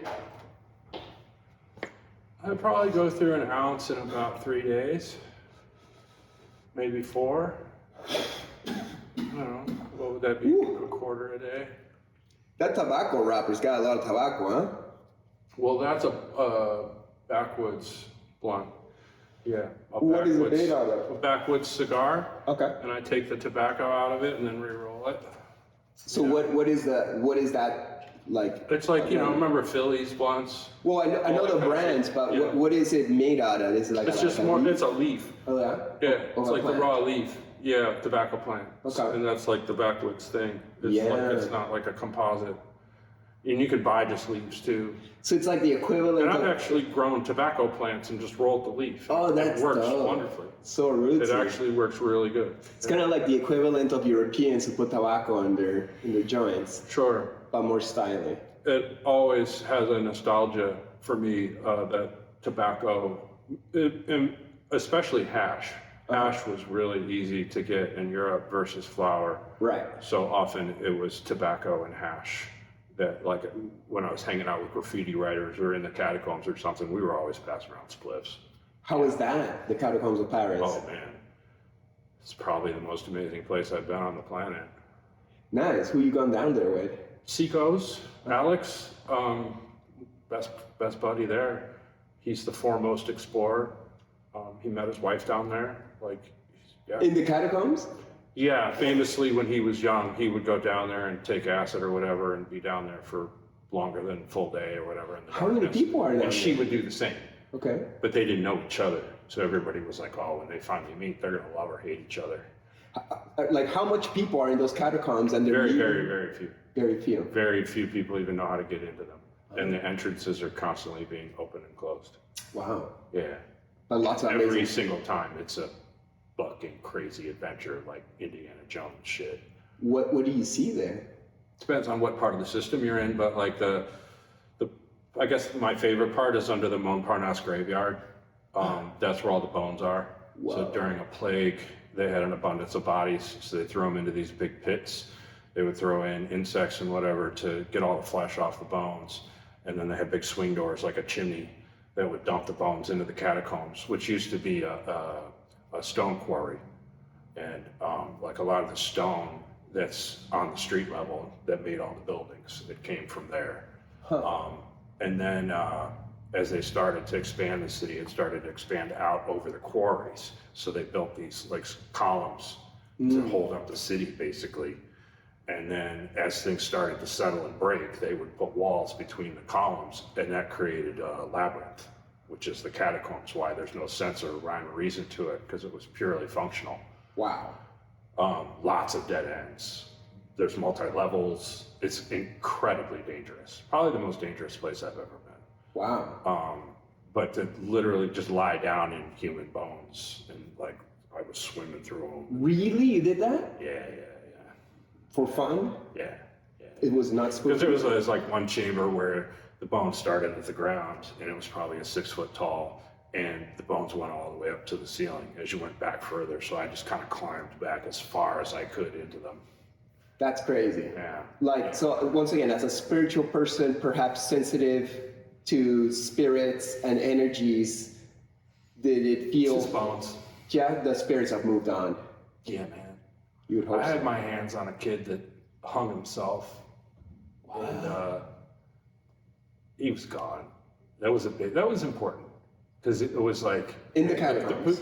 No, this was just in Oakland. Okay, that's something different. Yeah, that was just something different. Please My expand. neighbor hung himself. Oh no. And his girlfriend came home and found him. Whoa. And then I went upstairs and helped her deal with the body and tell her that in fact he was dead. Wow. But he was gone. He was long gone. It was just this wrecked vessel that looked like it was just mangled. It was awful. It was a horrible thing. I feel bad for the He was mom. such an asshole. But like, yeah, whatever that soul or that was gone. Yeah. Yeah. Anytime I've been around dead bodies, yeah, the person is gone. Okay. So it's just matter. Yeah. I mean, I've seen so many people in San Francisco that die from getting punched on a hill and they fall back and they whack their head on the sidewalk and they're dead. I've seen that 4 or 5 times. Yeah. You know what I mean? And that's the thing. It's just, they're gone. It's just a body now. It's, I don't know how to, and it's not like some non-compassionate thing. It's just a reality. It's like, this is a fucking body now. In Peru, I'd see like, I did see people get beat up till death, but I didn't stick around to see the results. Right, sure. It was more like drownings, because the ocean in Lima is just like, takes you in, and then people are like pumping the water out at the shore, and you're the kid. And Drowning must suck. Yeah, that's just not... knowing it's happening and nothing you can do about it. That and fire too. That I don't know which one's worse. Fire's gnarly. I have friends that have died in fires too. Yeah? Yeah, I had a buddy, a graffiti friend, who wrote Gloom.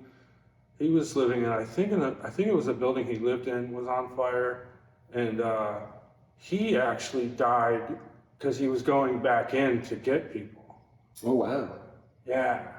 He was out. Hero. He was good, but he kept going back in. I don't know. He's a strange guy. Almost you can't feel bad for that because he just chose to save lives. If that's in fact what he was doing. Sounds like it from what you're telling me. That's the thing. I don't know. Yeah, I don't know if there was like, he was feeling a little suicidal too. Just in the situation. So you didn't feel sad about it? I felt sad, but at the same time, man, it's going to happen to all of us. I've had so many friends die over the years. It's just... Well, but hopefully not with fire. Hopefully not, but at the same time, like, how you go is how you go.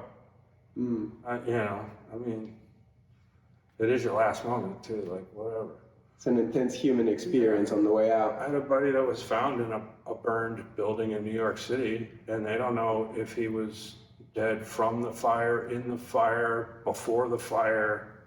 No idea. So you got a good relationship with death then? Oh, yeah. And I think through doing the Vipassana retreats, I don't fear death at all. I actually look forward to it almost in a samurai sense, where it's really like, okay, here's the possible moment of death.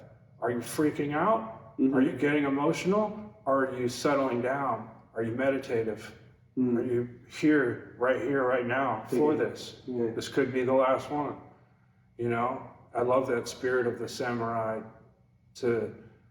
It's almost like disrespectful if you ran into another rogue samurai and not fight them to the death, because it was their purpose. And once they were no longer working for government, once they went rogue, you know, so some guys faced that famously, 30 some times in their life, thought they were going to die every single fucking time, but somehow they came out on top and just kept going, But there's something about that is, for some reason, important to me, that I'm calm and present at that moment. Do you feel you might have been a samurai in a past life, and you continue that through this life as an artist? Not a samurai. No? Well, I should explain past life, how I understand that. I understand past lives as bloodline history. So, literally, I doubt anybody in my blood history would have been a samurai. But souls don't pick so strictly on genealogy. I get that too. You're right. There is a conflict there, and I'm still working on how to rationalize that. Because I have had past life experiences under guided meditational circumstances, and I definitely got the feeling that what were coming up were memories of somebody.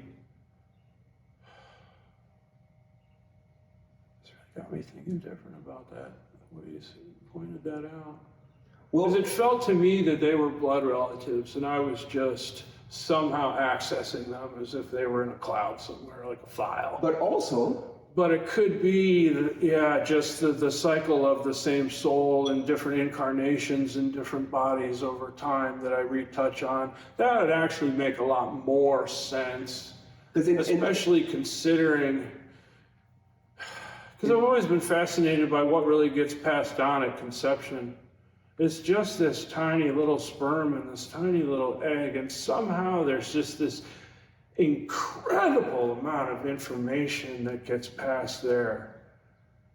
And I just have always wondered, like, if it's possible that somehow memories or glimpses of them from our blood relatives are somehow in there. And it doesn't seem possible, really. Why not? Or is it genetic? It seems more possible in the case of it being a soul that's moving from body to body and having no relation to bloodline, such that maybe I did have maybe this soul was a samurai. Yeah, but also, it could be both. But also could have been a lizard man, a gray. Also, that's right. That's a thing. I think that's possible. Time is so long. We could have been aliens for fucking billions of years, and that's the thing. I wonder if yeah, and that living creatures as a whole are these like almost vessels for things at a different frequency to experience the physical frequency. Like the world of spiritual is so big and unlimited, and their rules are not linear like in the physical plane. They're not like, oh, I gotta reincarnate into this because I was that before. And actually, I even heard one soul can reincarnate in 2 different bodies or many bodies. There's like the rules are more malleable when it comes to consciousness, because what the fuck's consciousness and where does it end? And where does I'm always amazed at the actual lack of imagination that most human beings have. We see it so like physical. Or just how like, yeah. Like I've always, like ever since I was a little kid, I just was like science fiction movies with aliens, and was like, these are still like bipedal, beings. Yeah. Why wouldn't an extraterrestrial be a vapor? Or frequency. Right. A jellyfish. More and more I'm starting to think that the creatures of the depths might actually be extraterrestrial. Yeah, I think there's... And they've always been there, and we're just like oblivious. How the fuck are you going to communicate with a jellyfish? The depths of but the maybe ocean? If we could, they'd be like, oh yeah, we've been here forever, dog. We've watched you do all your shit. We've been watching the whole thing. Well, according to the book from Rebellious Melchizedek, the dolphins are the original alien that came to planet Earth. I love that idea too. Yeah, and they've been here for a long time, and they got their own world and way of communication. Right. And then came the greys, reptilians, humans, etc., genetic modifications. The technology to create hybrid. Hundreds of thousands of years in between, catastrophes, things getting erased. Who knows? I have always thought it was fascinating, though, that humans, dolphins, and whales have enlarged brain cavities unlike other species. There's something there. There's something there. And that's actually something I'm hoping AI will do positive to help us finally be able to communicate with them. I mean, that'd be so cool if we could talk to dolphins all the time. Imagine, something like that could bring peace and enlightenment. Wow. If a dolphin could talk and be like, humans, what are you doing? I think that would shock every human alive. And if the dolphin had some really heavy shit to say. Have you read the book Ishmael?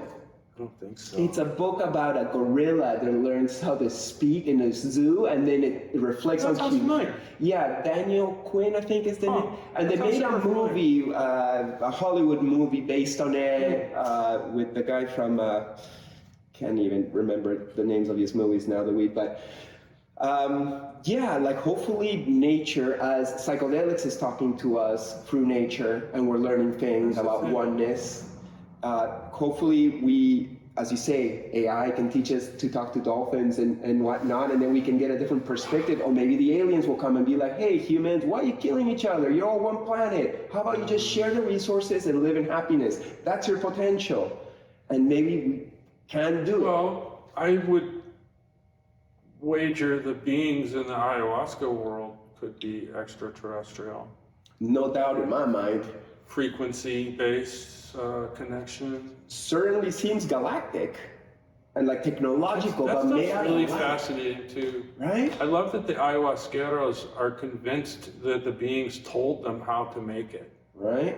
That's And so scientists are like, they probably just fooled around with stuff until they figured it out. And you're like, nah, dude, like, isn't part of the process deadly when they're boiling it initially? Isn't the vapors really dangerous? That I don't know. I've not heard that. That's the thing. Because again, like they have to get past that phase to get to a place where then it's going to be usable. Well, you need ayahuasca and you need a chacruna, and the DMT is in the chacruna, not the ayahuasca, but the ayahuasca's got the consciousness, so together they just make a nice interplay. Right. No, that's because there is such a commonality of experience too. I remember that in the 90s when people would talk about DMT experiments where I had friends that were a boyfriend and girlfriend, very, very much in love with each other and both into psychedelics, and they both did DMT simultaneously in different rooms of the same house. And then we got reports from them about what their trip was like. They had the same trip. They tripped together somehow. And we couldn't fucking deny it. Because we did it ourselves. Right. The fucking experiment. And there was no way that the details, they couldn't have worked it out beforehand to fool us or something. You know, it's just that's why I believe in psychics. Kids in their 20s, like, let's try and experiment. And then you're like, what? Yeah. But it turns you into a believer, and that's why when I talk to a good psychic, I'm not like, oh, you're lying to me. I'm like, tell me more. Tell me about a higher perspective that I can't catch. I often want them to clarify. Like, hold on. Clarify that a little bit more. Yeah, and when I say psychics, I'm talking about like clairaudience, like all these different abilities that have past, seen the future, but the future is possibilities at the end of the day. But certainly our reality is so much bigger than we can perceive, and for us to be all arrogant and be like, only this exists and everything else is woo-woo or stupid, it's like, dude, you're like putting a box on reality when it could be so much more and so much more beautiful. I think that's a funny thing about being around dogs. Stoner. Just because a dog can see and hear and smell so much better than we can, you know, and we think we're so fucking awesome. But they just kind of laugh if they knew how limited our senses were compared to theirs. It was fucking hilarious, I bet, you know? Right, and a lot of them just live in joy. Yeah. They're not even like bummed out most times. Yeah, hopefully. I remember I was at, I think it was the Dalai Lama. He did a talk and he had a question and answer at the end. And some cute girl got on the mic and I was like, Dalai Lama, if you could choose to be reborn as anything, what would you choose? And he was like, a small dog in a rich American family. Nice. We all were like, really? Okay, that makes sense. Yeah. That'd be awesome, right?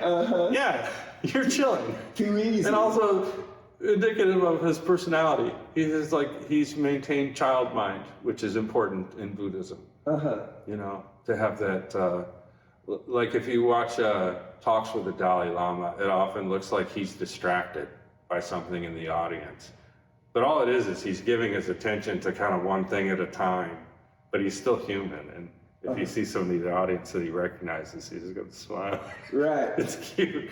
But it's not that he's distracted. It's actually that he's right there. That's why he's doing that. It's cute as shit. I think it's funny. That's awesome. Buddhist teachers can be so funny that way.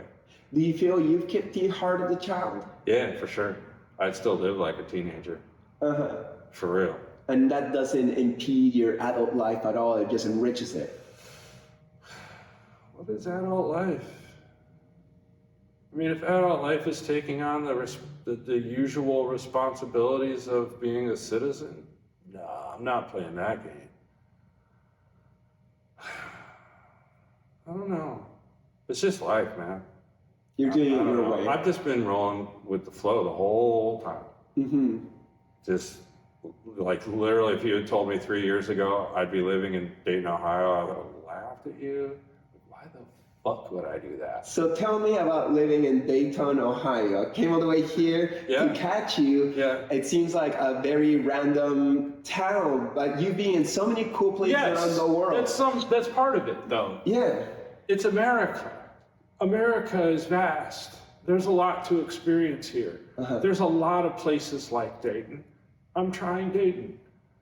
I love it.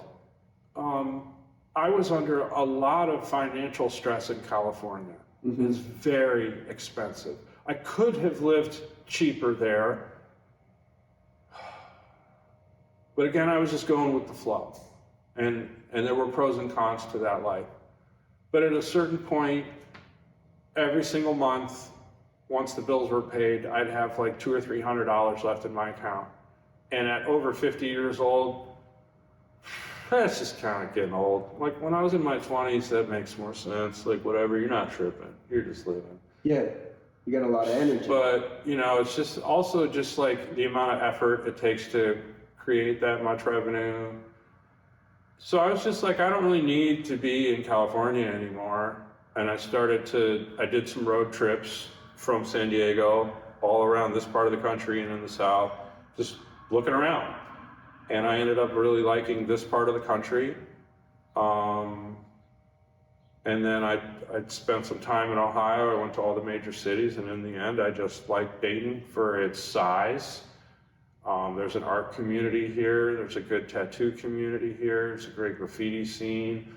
There's wonderful cycling. There's tons of stuff for skateboarding. Weed is recreational here and cheap and accessible. There's a great marijuana culture here. There's even coffee shops here that I haven't seen in the rest of the country where you can get a coffee and a joint and consume both on the spot. Nice. Which I miss from Amsterdam, living there. Yeah, that's the thing. It's I dig it. Even things that I thought I might miss, like Mexican culture, leaving San Diego. No, there's a family from Tijuana up the street that owns the taqueria, straight San Diego style, and it's the closest one to my house. Nice. It's just one of those things, like everything that I have always enjoyed it's all still right here. And you can have this big ass warehouse now. Yeah, and it's like less than half the cost of California. So just that is so much more relaxing, not have to hustle so hard. But I don't have to be there. I have friends that need those opportunities of being physically in California. I get that. I think I learned in 2008 when I lived in Amsterdam that it really didn't matter anymore where I lived, because I was still able to do the drawings and get them scanned and send them to Rebel 8 back then. And I was still getting paid in my American bank account, but I could still use my American ATM card at the banks in Amsterdam. So I was able to just exist. It was amazing.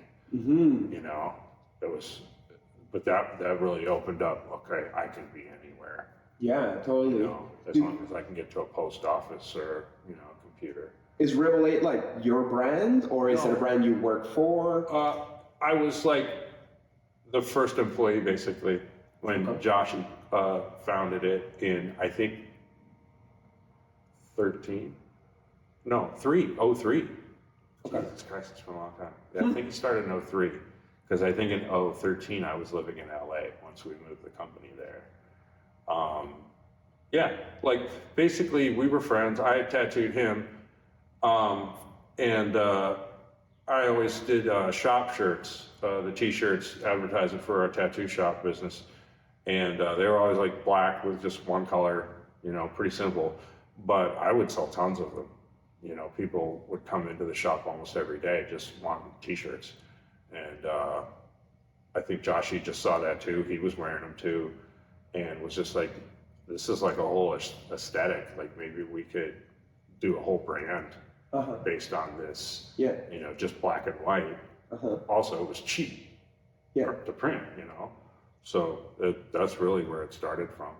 I had a Rebel 8 t-shirt, I think 2012. It was, you know, one of your tattooed sexy girls with a top with the nipples, it had red roses and I think some golden in it. Very nice silk screen print. I liked it. So you work for his brand, and you don't have to like stress about all the things of having a brand. No, I never did. That's so nice, dude. No, I just had to supply graphics. That's great. It's the same now. Okay, that's beautiful. Because at my brand, I gotta, carry it myself, and I got fulfillment people. That's a full-time business. Oh, dude, like I gotta do all my promos. That's why my poster business is easy. It's just posters and tubes. Mm-hmm. Sometimes I'll sell T-shirts, but again, then you're having to deal with sizes, and sometimes you get stuck. Whereas a poster is just that's it. It's one size. That's it. Yeah. So you got a bunch of your silkscreen posters online. Yeah, and that kind of pays the rent. And of course, I could probably put out 100 items a month and they would sell, but that's not my bottom line. My bottom line is having time to draw and to enjoy my life and not have to stress so much. So now that you're here and the rent's cheaper, you can ease on having to hustle so hard, and you're doing other projects that are less about the money. Like working on the model cars. That's not making me any money. And it takes a long time. But But I love it, and I love to have the free time to do it. There's quite a few things that are like that I enjoy. They just don't make me any fucking money, so it's just I don't know. Tell me about your screenplay or your... Oh yeah, so I wrote a screenplay. Tentatively, I've called it Samsara. Nice. Buddhist word. Which means? The cycles of life. That we can get trapped in. Yeah, it's like, right? Like, what is it? What was I going to call it? I think that's right. Samsara. Maybe I'm tripping. But anyway. You can call it whatever you want, it's yours. No, that's the thing. It's still kind of in that mode.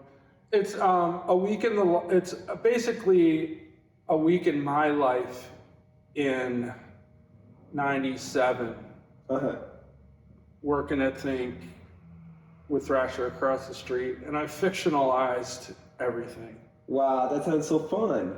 Yeah.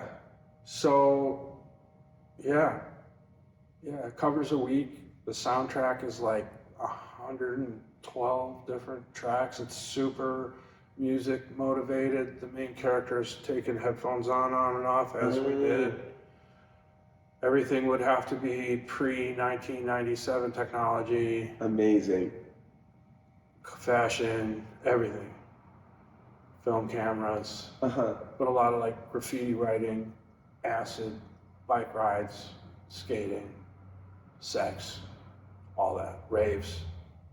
Yeah. Sounds fucking amazing. And it would be a true time capsule from someone who lived it as opposed to some recreated, cheesy bullshit. And it was fun to write in that way because whenever I got to a place where I needed a detail or a next scene, it was so easy just to go into my memory and be like, well, duh, just do that. That really happened. Are you trying to shop it around, or what's that step? I'd love to do it myself with a team. At this point, I need to go through it one more time and clean it up a little bit and then hand it off to a friend that's a professional editor that's been a friend forever, for well over 20 years. Hoping I can get it back from her, and then I'll start sending it to people who I think could help. Maybe get it crowdfunded. I'd love to be able to try to shoot it without doing permits and stuff, so using small cameras. Try to do it on the down low, kind of. So you don't want it to turn like a big Netflix thing? You'd like? I would rather release it on a website, and then if there were theaters that wanted to show it, we could give them something so they could do that. Also, I had thought there's some sex content, so I thought I could shoot some of that with like a third or fourth camera and offer that as like raw footage on like OnlyFans as a way to generate revenue to keep the whole thing. They'll have a porno section? That's the thing. The released movie wouldn't be explicit, but if you were interested in seeing the same stuff from the movie in an explicit form, in color, because I plan to do the movie in black and white, just as a thing, because the plan would, I want the sex to be authentic, so I want them to actually have sex. I don't need to be in the fucking room, you know, but I don't want to see fake bullshit. Just go ahead and have sex. So I think inherently there might be some people from that world involved that are going to be comfortable with that kind of thing. Like a couple actors. And whatnot. And it could be a really neat opportunity for someone from that world to get some mainstream attention. I think it'll be awesome. I know who I would ask to help me with it. They're all incredible professionals that our whole lives have asked me if there's ever anything you need. You want to make a movie, let's fucking do it. Well, it sounds like something that could be big if you'd wanted to. You seem to have the connections to take it. That's the thing. To me, it would be more like a get it done. Get it done and then see. Then see. See what opportunities arise. Just see.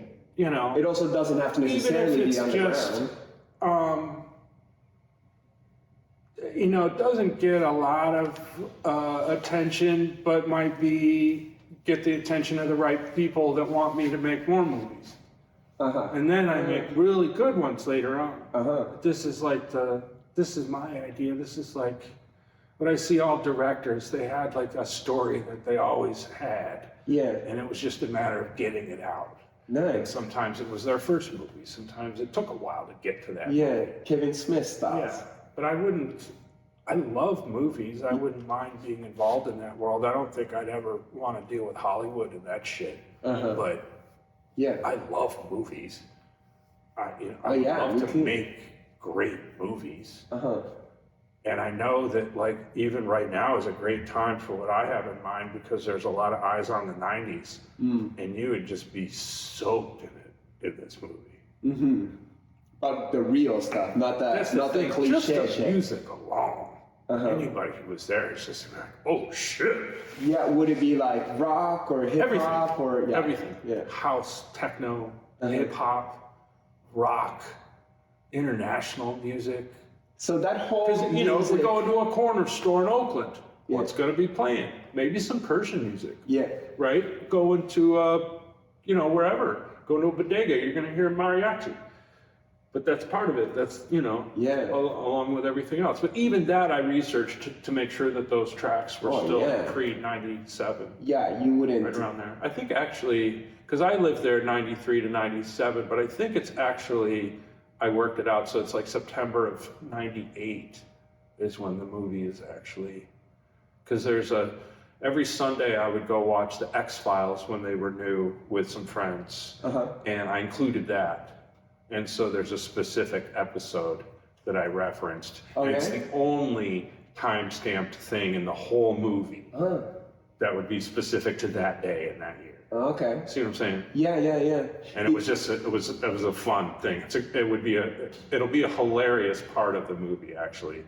To bring that scene in to kind of like more because of the whole backstory. There was a friend that was the general manager at Think, and he was married to this really cute redhead that was the head nurse at the ICU at General Hospital. So when we would have dinner, she would tell stories about the hospital.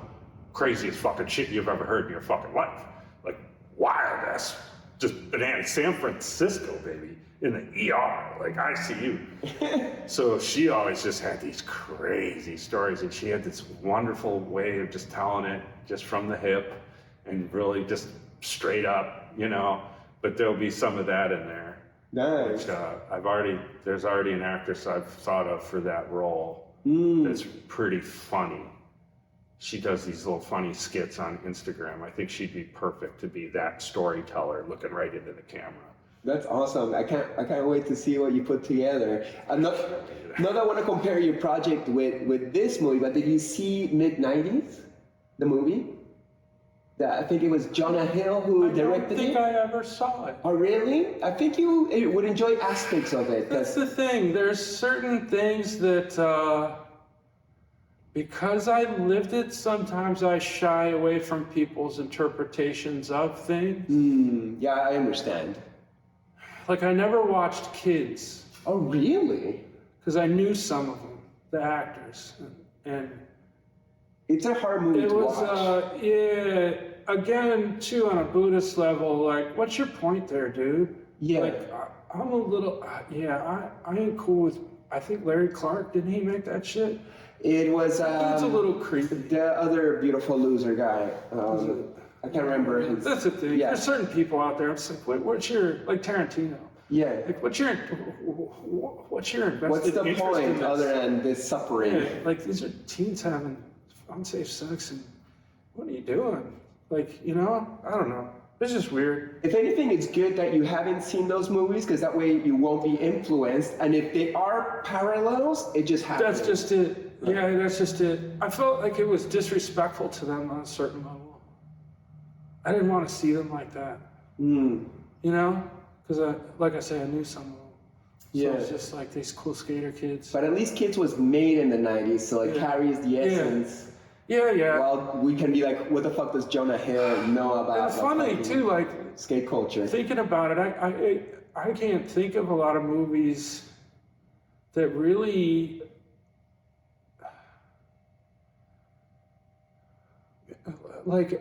showed the 90s. Because often in Hollywood, it was like these characters and over the top or wacky comedian style movies. There wasn't a lot of real shit. It was like gangster movies and stuff, you know? One I can think of that was, I think it was 90s, was Paris is Burning, the documentary about the voguing scene, the gay dancing stuff. I didn't see that one. Oh, it's an amazing movie. I think that was 90s. And that was a real, God, I think that's 90s.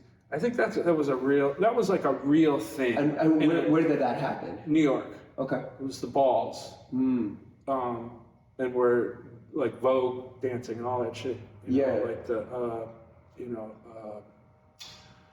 cross-dressing. Yeah. You know, they'd have like a businessman, you know, and they'd dress up in these like fancy stolen business suits and act like they were business people. You know, it was about commodifying basically the people that wouldn't give them any attention or didn't think that they were worthy of love or, you know. So they were making fun of the suits that are kinda. Yeah, like playing on straight society. Yeah, for sure. And what was the reaction? Oh, they loved it. Okay. Because they just found a way to make money from it. Well, because there were categories at the balls, and they often changed. You know, what was there one? It was called like Banji Bitch or something, and it was like Banji, I think, meant like street, like a ghetto street girl. So that was an aesthetic to flex on, you know, like thug, you know. But it was, again, it's a ball, so they're dressing up, you know. Yeah. Yeah, that shit fascinated me. I was always like, in college especially, I took lots of sex and gender courses, so really got an education on all the variation of everything, you know, and again, not many people were doing that, you know, at all, even in my college. You know, I had one great teacher, this like witch lady, and I just followed her around. Whatever she would teach, I would take. And to me, it's really cool to see how things that we were learning about and that labels and things were being created back then that are just normal things now, you know, and how kids, like we didn't have a lot of gender fluid people in the 80s and stuff, you know. It was not, like I had to go to college to even understand that was, I'd never seen a cross-dresser, I think, at all until college, stuff like that, you know.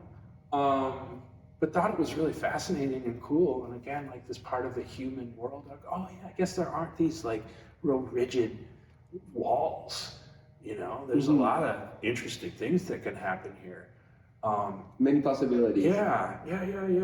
And then moving to San Francisco right off the back of that, and being really like in it, man, like gay city. You know, you go to a lot of gay parties. I go to all that shit. Yeah, dude. I was always a straight dude, you know, but I loved going to gay events because they always had the best house music. And in the end, I wanted to dance, and house music fucking gets me going. Yeah. And if it happens to be at a gay spot, like fuck it, whatever. And literally, I would bring girls with me, which is kind of weird to bring girls to a gay bar. Like, that's a little rude, actually. But like, they would never hassle me. They would never hassle the girls. We would find a corner in the dark somewhere and create a little circle. Yeah. Because we were like more ravers, you know? But we loved that music. Yeah. And like I said, I never had a problem in my whole life in a gay club ever. Nice. You know? Ever. Yeah. What's the difference between those times and today? Now that it's more open or even more celebrated, like I think we're in Pride Month this month. It's mellow now. It's not as fringe. Yeah, it's like that's normal. The thing. Yeah. It's not a big deal, I don't think. Yeah, it's kind of like strange even when somebody has an issue with it. It's like, really? Like, okay. Yeah, I don't know. Yeah.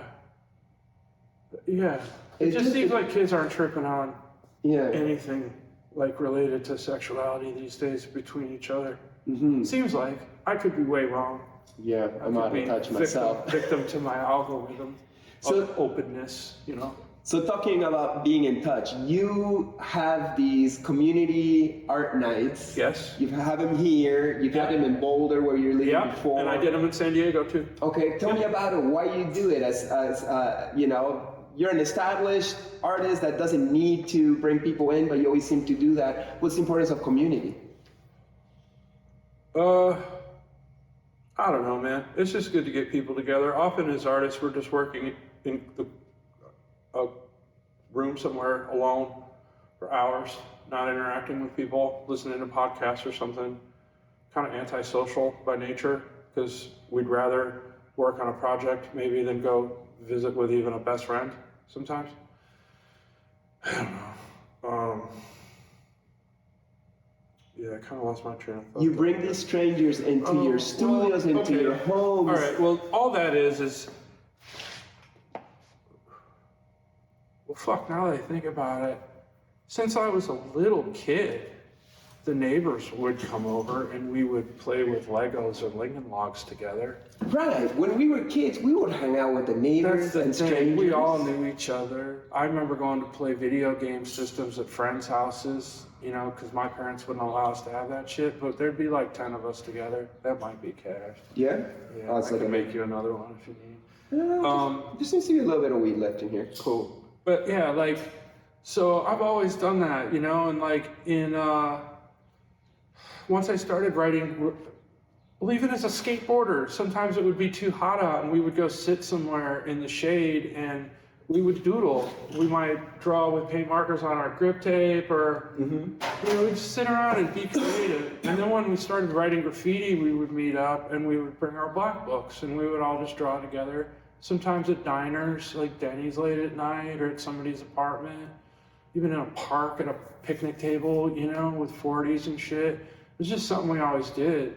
So when I lived in Boulder, I was hanging out with a friend. We were just drawing together. Who's that? Sam Parker. Okay. He's a really awesome tattooer and illustrator. I think he's in, what the fuck is he? Shit, Nashville or some shit. Oh, I wish I could remember. Shout out. But he came by and we were just drawing, and he was like, maybe we should invite some of the other homies over to draw. And I was like, yeah, you're right, we should. And so it was just totally organic in that way. And kind of in that way too, like it is open to the public, but I don't get a lot of randos. You know, it's usually people still want to come with somebody that's already come to know like what's up. People are often nervous just to kind of cold show up in my studio. Again, people, until they meet me and look me in the eye, they don't know what kind of person I am, if I'm going to be, you know, fuck me, you know, whatever. Yeah, but it's cool, you know. It's nice to make art with other people. Also, like, it's made some careers. Like in Boulder, there were a few people that were getting tattooed and like to draw tattoo-looking things, and we're just interested in drawing in general. And then we're all of a sudden every week in a room full of tattoo artists that were encouraging and helpful and helped them refine what they were doing.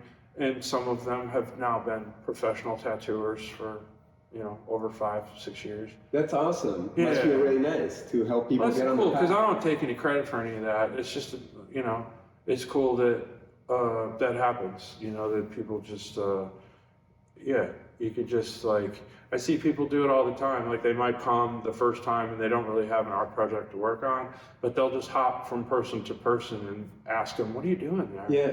Can I try your marker? Oh, I didn't realize it was soft like that. Uh-huh. Oh, that's how you get it. Like, oh, It's a true workshop. yeah, so it's cool. Yeah, like I do the same thing. Somebody will be doing calligraphy or watercoloring or something, and I'll just be like, how are you doing that? Yeah. Do you learn from those people too who come through? Before? Oh, sure.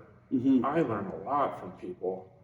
That's another cool thing about Art Night too, is to see like some of the people even just here in Ohio, how their calligraphy has improved is incredible. Just so fast to where they're inspiring me now. And it was just a matter of like weeks. Really? And they're already doing things that I wouldn't have thought of. Do they take like a class to learn that? No, or going just on sitting around YouTube? watching everybody draw. Uh-huh. You know, a lot of us are doodling graffiti lettering, and some are actually like Etch does really nice calligraphy, and he really inspires a lot of us. He does a lot of wall stuff around Dayton. He's probably Dayton's most up artist. Etch? Etch, as far as square footage of wall space in town, he's probably got the most. Uh-huh. He's the local guy. Legal or illegal? Legal. Uh-huh. That's the stuff you'll see. I mean, yeah, he still paints, you know, we'll go paint trains and stuff here and there and go tagging once in a while, but nothing crazy. Yeah. Yeah, he's older too. Actually, he's the one that came by to get the cat. Oh, that guy there? Yeah. Okay, sweet. Yeah, that's the man. How do you like living in Boulder, since it's like a more of like a psychedelic hippie town? Did you get some like visionary artists coming to your art jams? Lots. Yes. Yes. Again, because they did it every Wednesday, so people knew if they came to town visiting that they could just pop in and it would be popping. That's so friendly of you. Yeah, so everybody that would come through, like when we'd have those mural festivals in Denver, Art Night would be crazy. People would fill up vans full and just drive up for Art Night to Boulder. Wow. And you had a good space to hold? Yeah, it was probably a little smaller than this room. Mm-hmm. Just a little. It was like a big barn kind of building in the back. So it'd be expensive in Boulder. Well, it was, but it wasn't. Okay. You know, that's the thing. I had like 2.5 acres. I had 3 buildings. You know, Sick. I mean, it was nice. I had a creek in the backyard.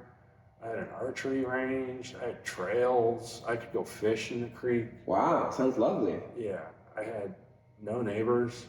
It was dope. You were in the mountains? No, I was in town. In town. I was just on the east edge of town. Uh-huh. And my house was the closest one to like the dump. Okay. You know, so it's kind of the most undesirable part of town. But it's still by a mountain. But it's still, yeah, just on the east side. I mean, literally the west side of Boulder is the foothills of the mountain. So, I mean, yeah, it's just a bike ride away. And you were there for 5 years? Yeah. And Yeah. why did you leave? Google and Apple moved in Okay. and changed the dynamic of the whole place. Yeah. Tell me about it. Boulder City changed zoning in the central part of town and moved all these car dealerships out so that Google and Apple could build a campus there. And they did build a nice bus station as a concession, which was cool. But it raised all the real estate and rental prices in the whole area. Most of the people that worked at Google and Apple couldn't afford to live in Boulder, so it blew up the rates in all the communities around there. And it just, there was like the old hippies that owned property in the mountains that had lived up there forever. And then all of a sudden, all these tech people are like throwing millions at them. So it lost a lot of the heart of the hippie mountain people there too. I mean, they're in other places in the Rockies. It's just, yeah, the proximity to Boulder. I mean, the cool thing about Boulder for a lot of like the students there is you can take the city bus from downtown to the ski area. It takes like 35 minutes. And Yeah. Red Rocks is close by too. Red Rocks is super close. Yeah, Denver's right there. You know, and then even the little cities to the north, like Fort Collins is really cute. Yeah. I used to ride up to Wyoming on my motorcycle just for lunch. It's so close. That's dope. Yeah. And then you moved to New Mexico after, which is Just south. temporarily. Yeah. My mom owned a condo there. She had already put it in her will to leave to me after her death. And I was just like, well, shit, maybe I should just try that now and live for free, basically. Just have to pay the taxes on it. And I couldn't get used to the elevation. It's at 7,200 feet. I had an episode at like 10,500 feet, and I just had vertigo from then on. And then got insomnia that lasted about 3 weeks. Wow. Got really psychologically damaged from that. And then went to San Diego just to see if the elevation difference being at sea level helped, and it did. So I moved there within a few weeks, and then ended up staying there all the way through the pandemic until I got to like last year and was like, wow, I kind of moved here for a health concern. Now that's gone. Do I really need to still be here? I guess not, you know? And there were things that, you know, the pros and cons of any place. Like one of the pros of San Diego is that it's gorgeous every single day of the year. The con is there's no seasons.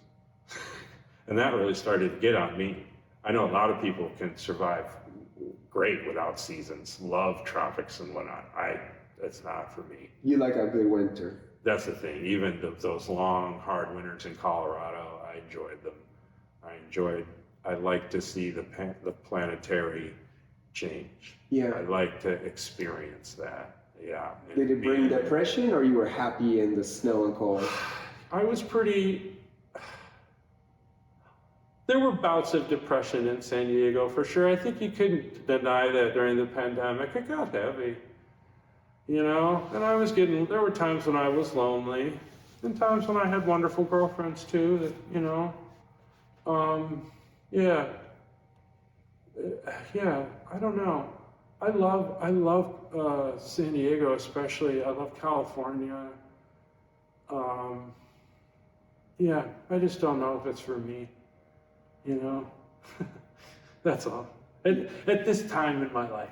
Yeah. You know. Well, now you're in beautiful Ohio. I come here once a year. I like Ohio, and I love the people of Ohio. And yes, it's very, you know, America. I don't know if this is considered East Coast or Midwest. Midwest? I don't know. We're right next to Michigan. It's like, it's funny because it's kind of both. Yeah. Like a guy in London today asked me, am I more East Coast or West Coast? And I was like, well, I'm in Ohio, so I guess you could say East Coast, but you wouldn't really.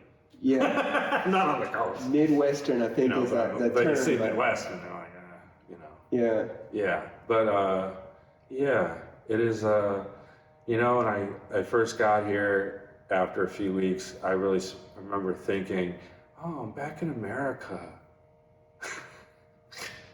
Just because, like, Southern California is such a different culture, and I don't hate on it at all. I love it, but it is so different than really the rest of America. I mean, there's places like LA is weird. It's got its own thing. San Francisco too. The major cities are a little different than, say, the country. All my friends in Europe used to say that too. Like, if you're from London, you're not British. You're a Londoner. But if you live outside of London, you're British. You know what I'm saying? And the same in France. The French people talk so much shit about the Parisians, like they were some other species, and the Parisians talk shit about the rest of the French people like they were fucking idiots.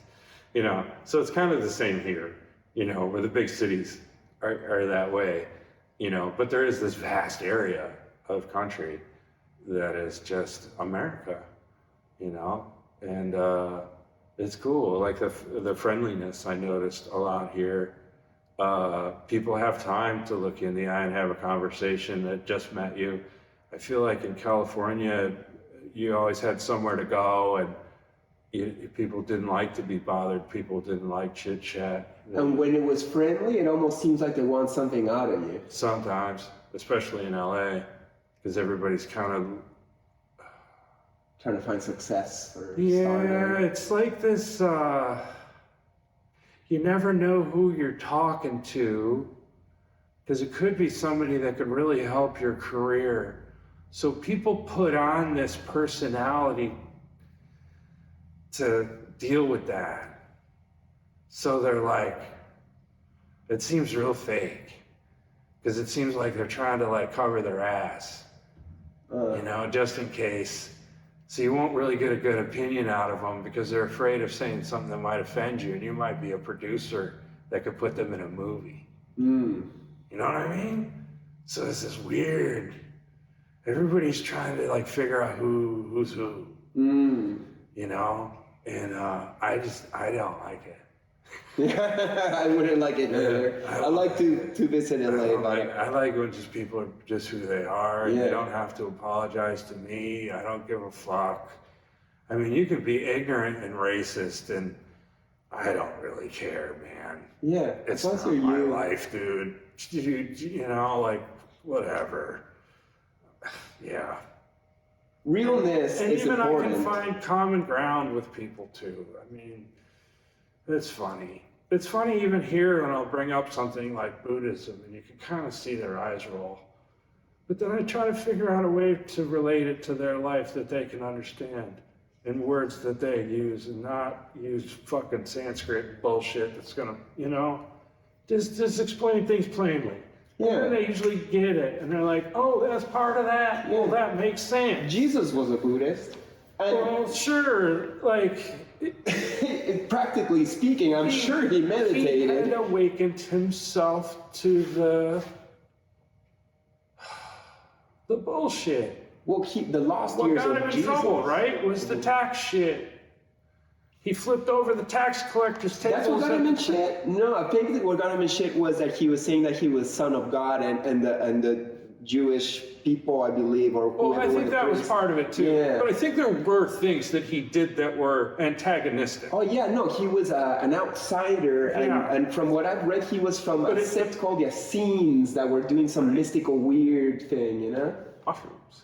Possibly, yeah. Like John the Baptist was probably a big tripper. Well, I think they found DNA evidence. They looked in ancient religious vessels and tested the contain, and a lot of even Christian things contain psychedelic drugs. Even in Pompeii, people had these like boxes full of an assortment of different psychedelics. Yeah, it was very much a big part of it. They were throwing psychedelics into their wine. Yeah, that's all old shit. Even in Buddhism, there's, you know, they were using different substances to achieve different things. Yeah, to learn. The Hindus certainly were. I mean, that's the sadhus, you know. The Egyptians. I've always thought about doing that too, just going to India. Have you been? No. Just, you know, figure it out. It's cheap. No money, or just a little, and just figure it out. Yeah. You know, lots of walls to paint, and it's cheap. You know, like I think I just like to kick it and learn. And I just don't know if I have the temperament for that at this age. The patience of traveling and people bugging all the time. You know, I don't know. It's a thing. That's a thing with the Buddhist community. Is like it shows you an alternative lifestyle that's possible, and it's always a backup. Like it just comes with certain things, you know. But say the restrictions on sexuality, shit, man, I can't imagine I'll be sexual for that many more years. Who knows? Maybe a monastic situation would be perfect. Like you could go to Rishikesh and do like some Vipassana there for a couple of weeks or a month, and that's a city with like no negativity. Like meat is illegal there. You know, like anything that's like violence or I'd love to see that. Yeah, and they got the Beatles ashram there, which is like the abandoned buildings that you can paint if you want to. No, it's a thing. So, it's a place. Yeah. Yeah, I've always been interested in that. I want to go to Turkey. That's like on my to-do list. That sounds super interesting. Is that where Göbekli Tepe is? Yes, and also these caves and mountains, and then there's like subterranean 8 levels down. You know what I want to see is those acoustical caves in India. Oh. You know what I'm talking about? I've seen pictures of Perfectly it. hewn. Yeah, I can't remember the name. Perfect straight walls, perfect curves, carved from the inside. And there's sound chambers. I want to go with a variety of amplified. I'd love to go and just go in there and try out individual frequencies and see what it does. Because I think you'd probably catch on a few that would actually do something physical. Nice. 'Cause I think that's what they were doing. I think the Egyptians were frequency masters. Oh yeah, for It sure. seems that way, doesn't it? Oh yeah, those pyramids are no joke. Especially now that we see how deep they go. Yeah. What? I love that they're, because I was an architecture major in college, so I studied all that stuff. And the way of understanding, like even the pyramids in Egypt has changed so dramatically in just the years that I've been alive, to where now it's like obviously a power plant where they made acids of different sorts, and the pyramid was meant to capture electric charge from lightning strikes, and that's why there were certain kinds of stones. There were batteries, like the Ark of the Covenant. You know, if you know Whatever that was. Well, it's probably just a battery. Like they found certain stones were hyperconductive, so they could maintain the electrons inside. So a lightning strike, I mean, that's an incredible amount of power. So if you had stored even a few lightning strikes in a stone, the radioactivity would be incredible. You know what I mean? It's just like emanating energy, like crazy amounts of energy. And they were just dispersing that. But chemists have shown very simply now how the pyramids work just chemically to compress gas and to create acids. And they use the acids to harness the gold. You need to have sulfuric acid over the stone to harness the gold. And the gold was the thing because the gold's amazing because it's conductive. You can thin it almost infinitely and it's still conductive. It's an incredible thing. So a lot of that is interesting and makes sense, but the actual technology stuff is fascinating. I'm really into like Machu Picchu too. Oh, I love it. I was there in January like for my soft, 6th time. Ancient walls. Oh, dude, megalithic, no, it's just where they shaken them till they got soft and then they set into position, and that's why they're just perfect. They can't slip a piece of paper through the. No, it's bananas, the walls. And they get more and more better as you go deeper, meaning that it was super evolved and that it devolved with time. Yeah. No. Yeah. That's fascinating, isn't it? That's You'd my- see that in New Mexico at the reservations, because they yeah? used to build with stone. They would stack stone and put mortar in and use a particular translucent stone as windows. But then as they had kids, they would build a level above. And so you can see quite clearly at the reservations, the newest technology to the ancient technology is all in the same building. It's really cool. That's It's kind of a testament to the strength of them that they built that way. 'Cause Yeah. You kind of have to build that first floor super solid to put 3 stories on top of it. I want to see that because there's not a lot of ruins in North America. Like, I love that last Brian Hancock series on Netflix where he explores just the Americas. Yeah. Because America's always like, oh, well. I've been to some sites here and they're really kind of anticlimactic. Oh, yeah? You went to the Mound of the Serpent? I haven't been to Serpent Mound yet, but I've been to a few others. Yeah. Well, Yeah, Serpent Mound it does look especially cool. I'd love to go for the equinox and see the whole alignment. If it's super old, probably everything got destroyed. Yeah, I don't know. Yeah. I don't know. It is a incredible. I've always been fascinated by giants. Part of the name, I got giant even. You know, this is a tall kid. I was always taller than everybody.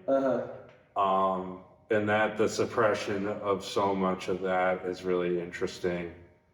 You know, there's so much evidence that things were found and then given to the Smithsonian, and then they just continually give excuses as to why they can't show you. You know, Like so many excuses for like other that things end they're of, not telling Indiana us. Jones when they're putting that big box in that warehouse. I think that's real. Yeah. Stuff like that. Possibly. You know, where they're just that they got it all, but it would just be too weird or too controversial to. Well, they don't want to know. They don't want us to know the potential of reality and the potential of us. Because if we knew how great we are, it is weird, huh? Like, why the heck would some things be? I don't know. I don't know. It's so strange. I believe the truth is gonna come more and more with time. I think you got mice on your roof or something. Might. Something. Might be something my neighbor's doing outside too. Okay, cool. He's got like a rocket shop next door. Oh, cool. So, Mike, we could keep on going forever. We probably will, but I think like my mixer died again. You see, these are things that happen when Paulina's not around.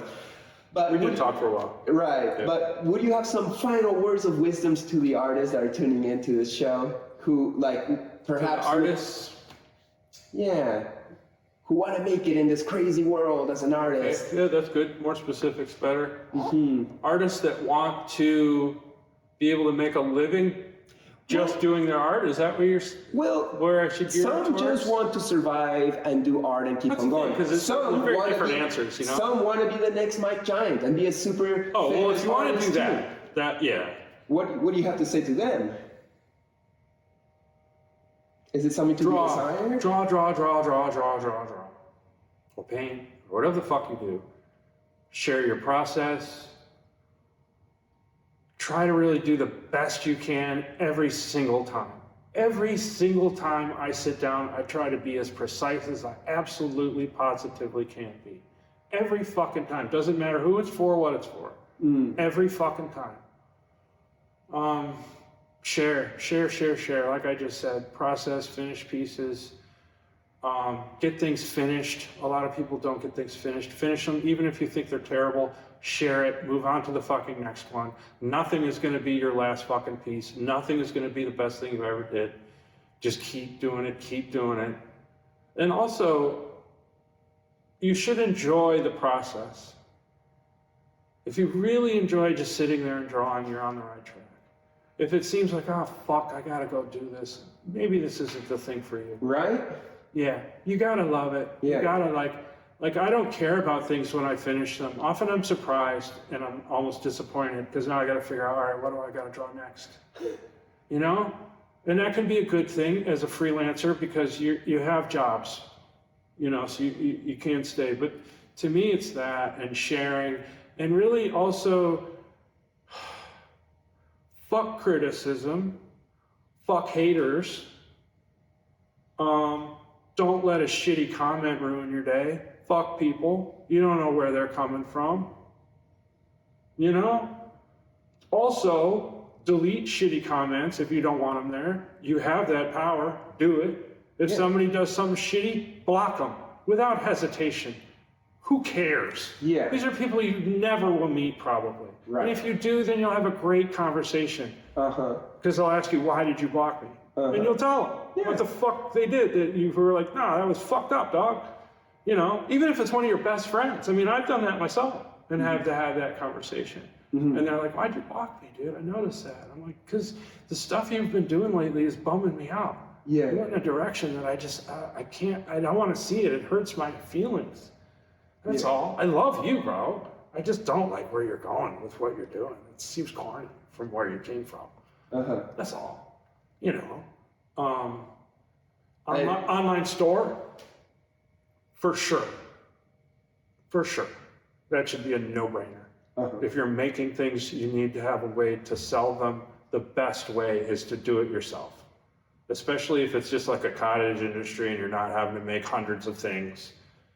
There's, you know, also though, take my example, make posters or reproductions of your work that are at a lower price point. Most of my collectors can't spend more than $500. From $200 to $500, I can sell stuff all fucking day, you know? And in that way too, if somebody can't afford an original, they can get a poster for like 20, 50, 60 bucks. You know what I mean? So, you know, make it accessible. Think of that kind of thing, you know? But I think with those things, you just gotta hope for the best. Don't try to cater to the market. That can be a dead end. Because to me, you gotta just make what you're gonna make because you gotta make it. And you make it with such skill that people just, you know, respond to it, you know? And also too, when you're young, You have to be humble, because you shouldn't really look at other people's work when you're early in your career. I think that's a bad idea. I think you should work on your own work. But if you start to think that you've got a particular personal style and a friend points out that it looks just like somebody else's work, you got to switch your shit up. I don't give a fuck. Yeah. Yeah. It's just one of those things. Inevitably, it happens. It happens with graffiti writers all the time, where you think you got this cool new style and you've been rocking it, and some old head is like, "Oh, that just looks like a Don D piece," and then you're like, "Oh, I've never heard of Don D," and you look and you're like, "Oh, dude, that looks like just like it." Yeah. Oh, it looks like I'm writing even. Yeah. Fuck, dude. Okay, so I gotta work harder. You know? Or just find a new way. That's how I felt when I found out. That's the thing. It's like you think you found your thing. Yeah. No, you didn't. You just discovered somebody else's thing. The day I found Alex Gray, I was so bummed, dude. Oh, I was so excited. Well, because you're probably so different, but I was going in that direction, and then I saw his first book, and I was like, this motherfucker already did it all. I gotta like go a total different direction. That's why I went more like skateboard psychedelic mode as opposed to like go more mystic or whatever. The thing that blew me away with his work was that I thought psychedelic hallucinations were individual. They weren't shared. Straight up. That's just how I understood it going into it. And then to see somebody paint things that I had seen made me cry. I remember crying in the bookshop when I found it. And it was the meditator guy. The meditator and the grid. And the grid. I'd seen the grid like the week before. Yeah. I was a light on the grid. Unification, right? All is one. One net of Indra. I saw it. Yeah. I hung out there. Sweet. I got a chance to really look around there. Cool. You know, and then literally the next week on Haight Street at a bookshop, I was like, motherfucker. No way. Wait, how? And so many people have told him that too. That's the thing. But it's also a testament to that guy. He can come back with the vision. I could never paint what I saw on a trip. I know. He's a master for that. The only people that, in my experience, that really got to kind of the core of that for me was Mars and Damon Soul. Yeah. Who are almost brothers. Yeah. In spirit. Such similar but different approaches. And when they work together, it could work so seamlessly. But the way that things metamorphosize from shape to vapor to bubbly perspective to things that might be recognizable it's hard to do that. Right? I don't have the mind that works that way. No. At all.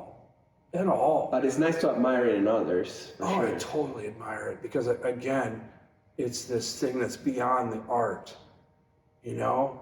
It connects this psychedelic experience that we've had. And the medium is this painting that's like, oh, fuck, I've seen that too, bro. Fuck yeah, thanks for doing that. I couldn't have drawn that. Like, I wouldn't even, you know? Wow. Yeah, even like the paintings he does of the psychic systems, right? I've experienced those too. Right. I had a trip where I was on my back in bed and there was like a blast of light coming from my chest up to the ceiling, curve around underneath the bed and come back up through. The torus. Doing this from all directions, right through the chest. And I would look and it was just, wow. And at a certain point, I went out of body and was up at the ceiling with my back against the ceiling, and I was looking down at myself and seeing this. Wow, what were you on that one? Acid. It was good acid. It was like the last night that I was in San Francisco, or in Albuquerque in '93, because I had to go to the DMV the next day to get a new driver's license, and I was still tripping. So What age I did were the you? vision test. It was like, What age were you? what would I have been? Probably 21. So you're 21 years old and you just had a full tourist experience and you're about to move to San Francisco. Did it change you? Did you make you see reality differently? It was just heavy. Or you just thought it was some trippy acid trip? That's all. It was just like, okay, that was wild. But Alex confirmed it to you. Well, that's the thing. I see his paintings, yeah. And it was even that one too. Yeah, it was later that I saw his painting of basically the same thing. Nice. Have you met him?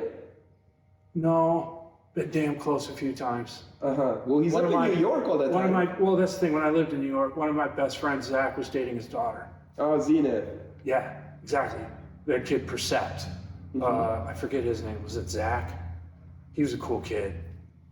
Graffiti kid, like Tripper from the Bay Area was where I originally met him.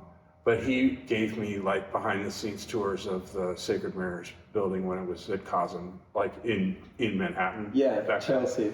And then he did help them get set up upstate, and I had been meaning to go upstate to visit. My tattooer mentor actually lives near there, so as soon as I can get to that part of the country, I'll go visit Alex's place. Yeah. That's awesome. That's the thing. Well, when you go, let me know so I'll write him and make him aware of who you are. Yeah. No, that'd be cool. It'd be really cool to talk to him, man. Yeah. That's the thing. He's super sweet. He's had some balls too. The whole thing with the corpse was crazy. Yeah. And he's been so wonderfully heartfelt, transparent. That's heavy. That's like you swimming in dead bones in Paris. That's way worse than that, dude. What he did. Getting inside a box with like for a whole night. That's the thing. That's a fresh body, dude. Yeah, I wouldn't do that. He felt like he violated something. He got warned by a dark entity about it. Right. At least he had that sensitivity to talk to the other side. That's the thing. I'm just glad he'd spoken about it, because that was something I'd be. Yeah, that's some shit. That's some shit. And that's the thing. He's a powerful man. A wizard. Yeah. Could be related. You know what I mean? Like, that's the thing. He doesn't fear things that a lot of people fear. Like what? You mean? Even in that situation, like to interact with a dead corpse. Well, that was like a old version of him. That was it. Well, that's the thing, though. That spirit is in there.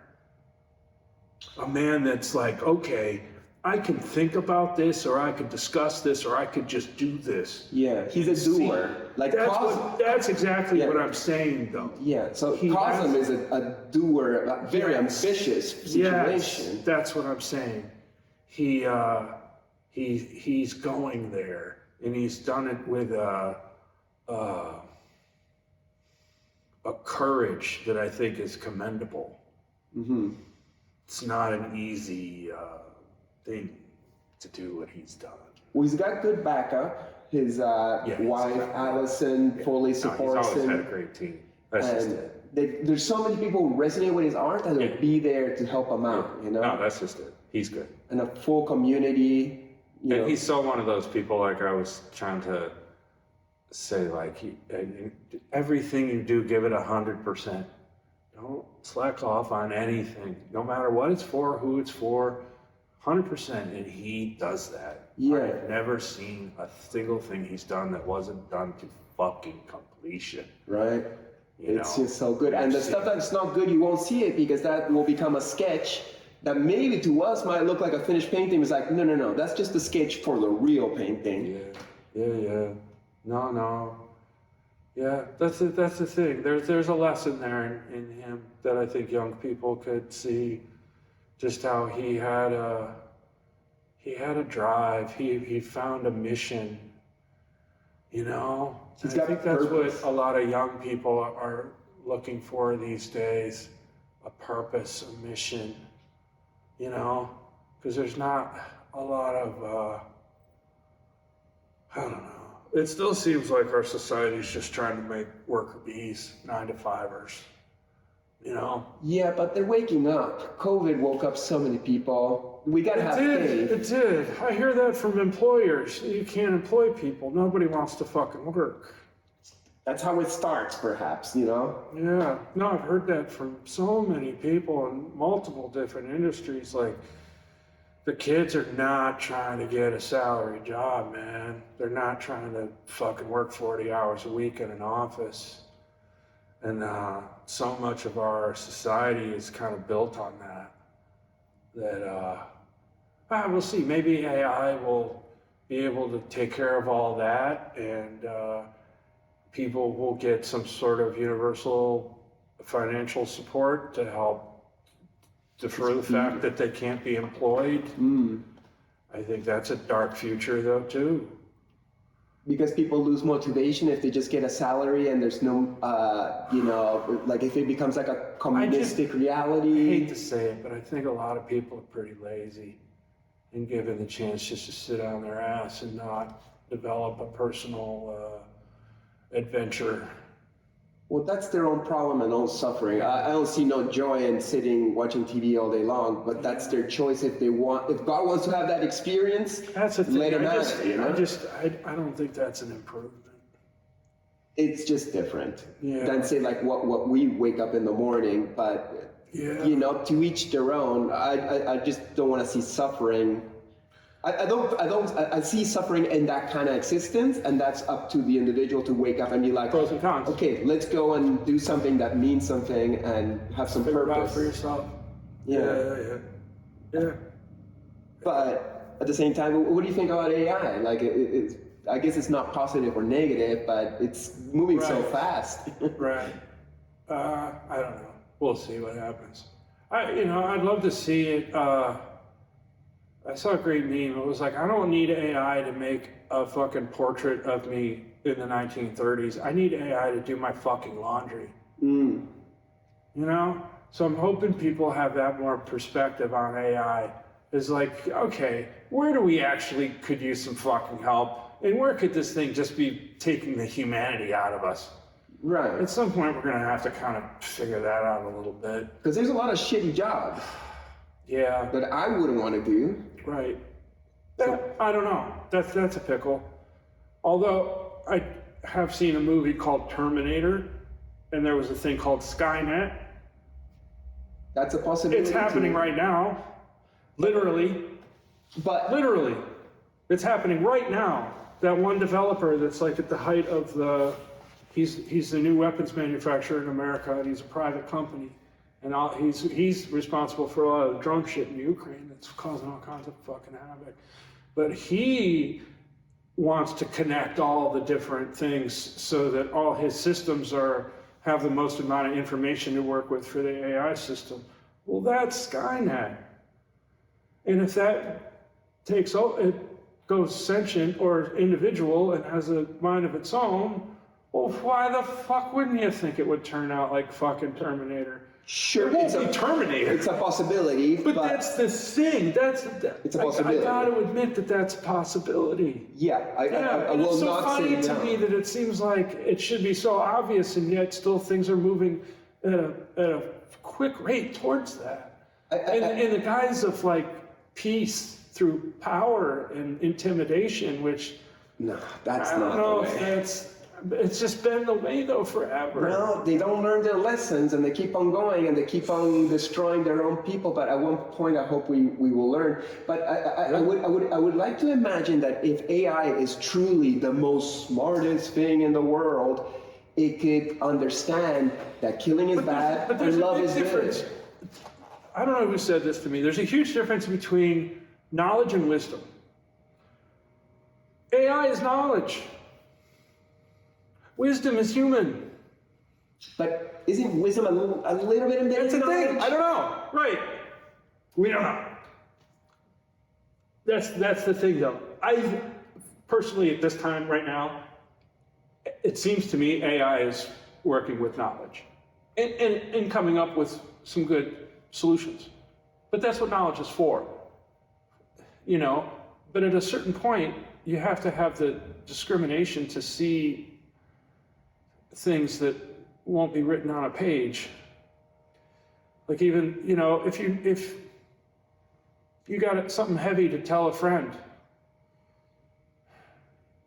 AI is going to come up with a way based on everything it knows on how to talk about that. You as a human are going to have a different approach, knowing feeling how they are in that moment emotionally. Reading. Exactly. And AI can't do that, you know? So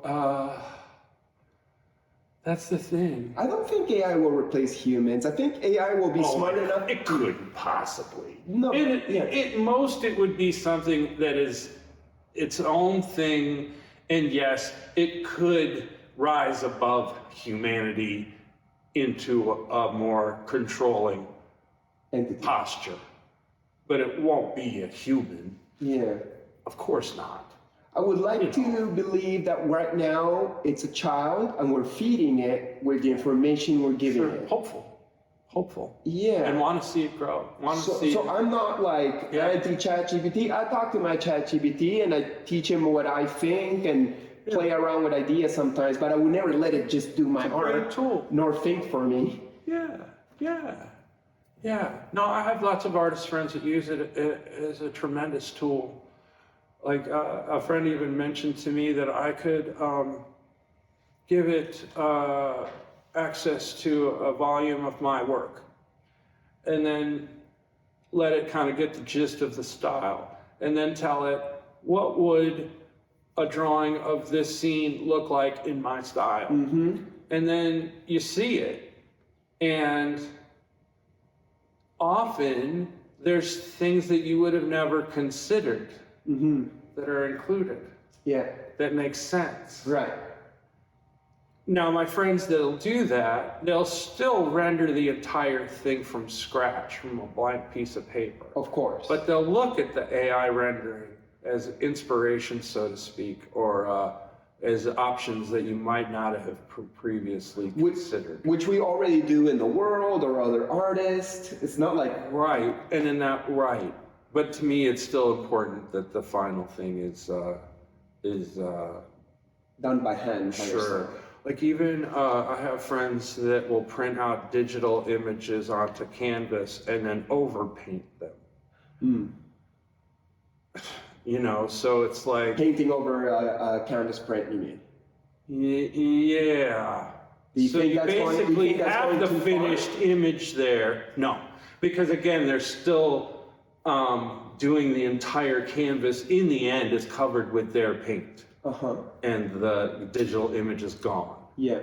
And they have made changes and interpretations and were flexible so that when they look at a picture of the finished painting versus the starting point, it is very different. So it's more like a skeleton. That's the thing. To me, it's just another level of a sketch, so to speak. Yeah.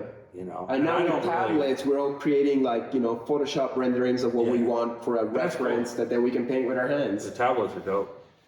But do you think that's another, I guess, maybe a recommend? Well, would I recommend that? To get a tablet?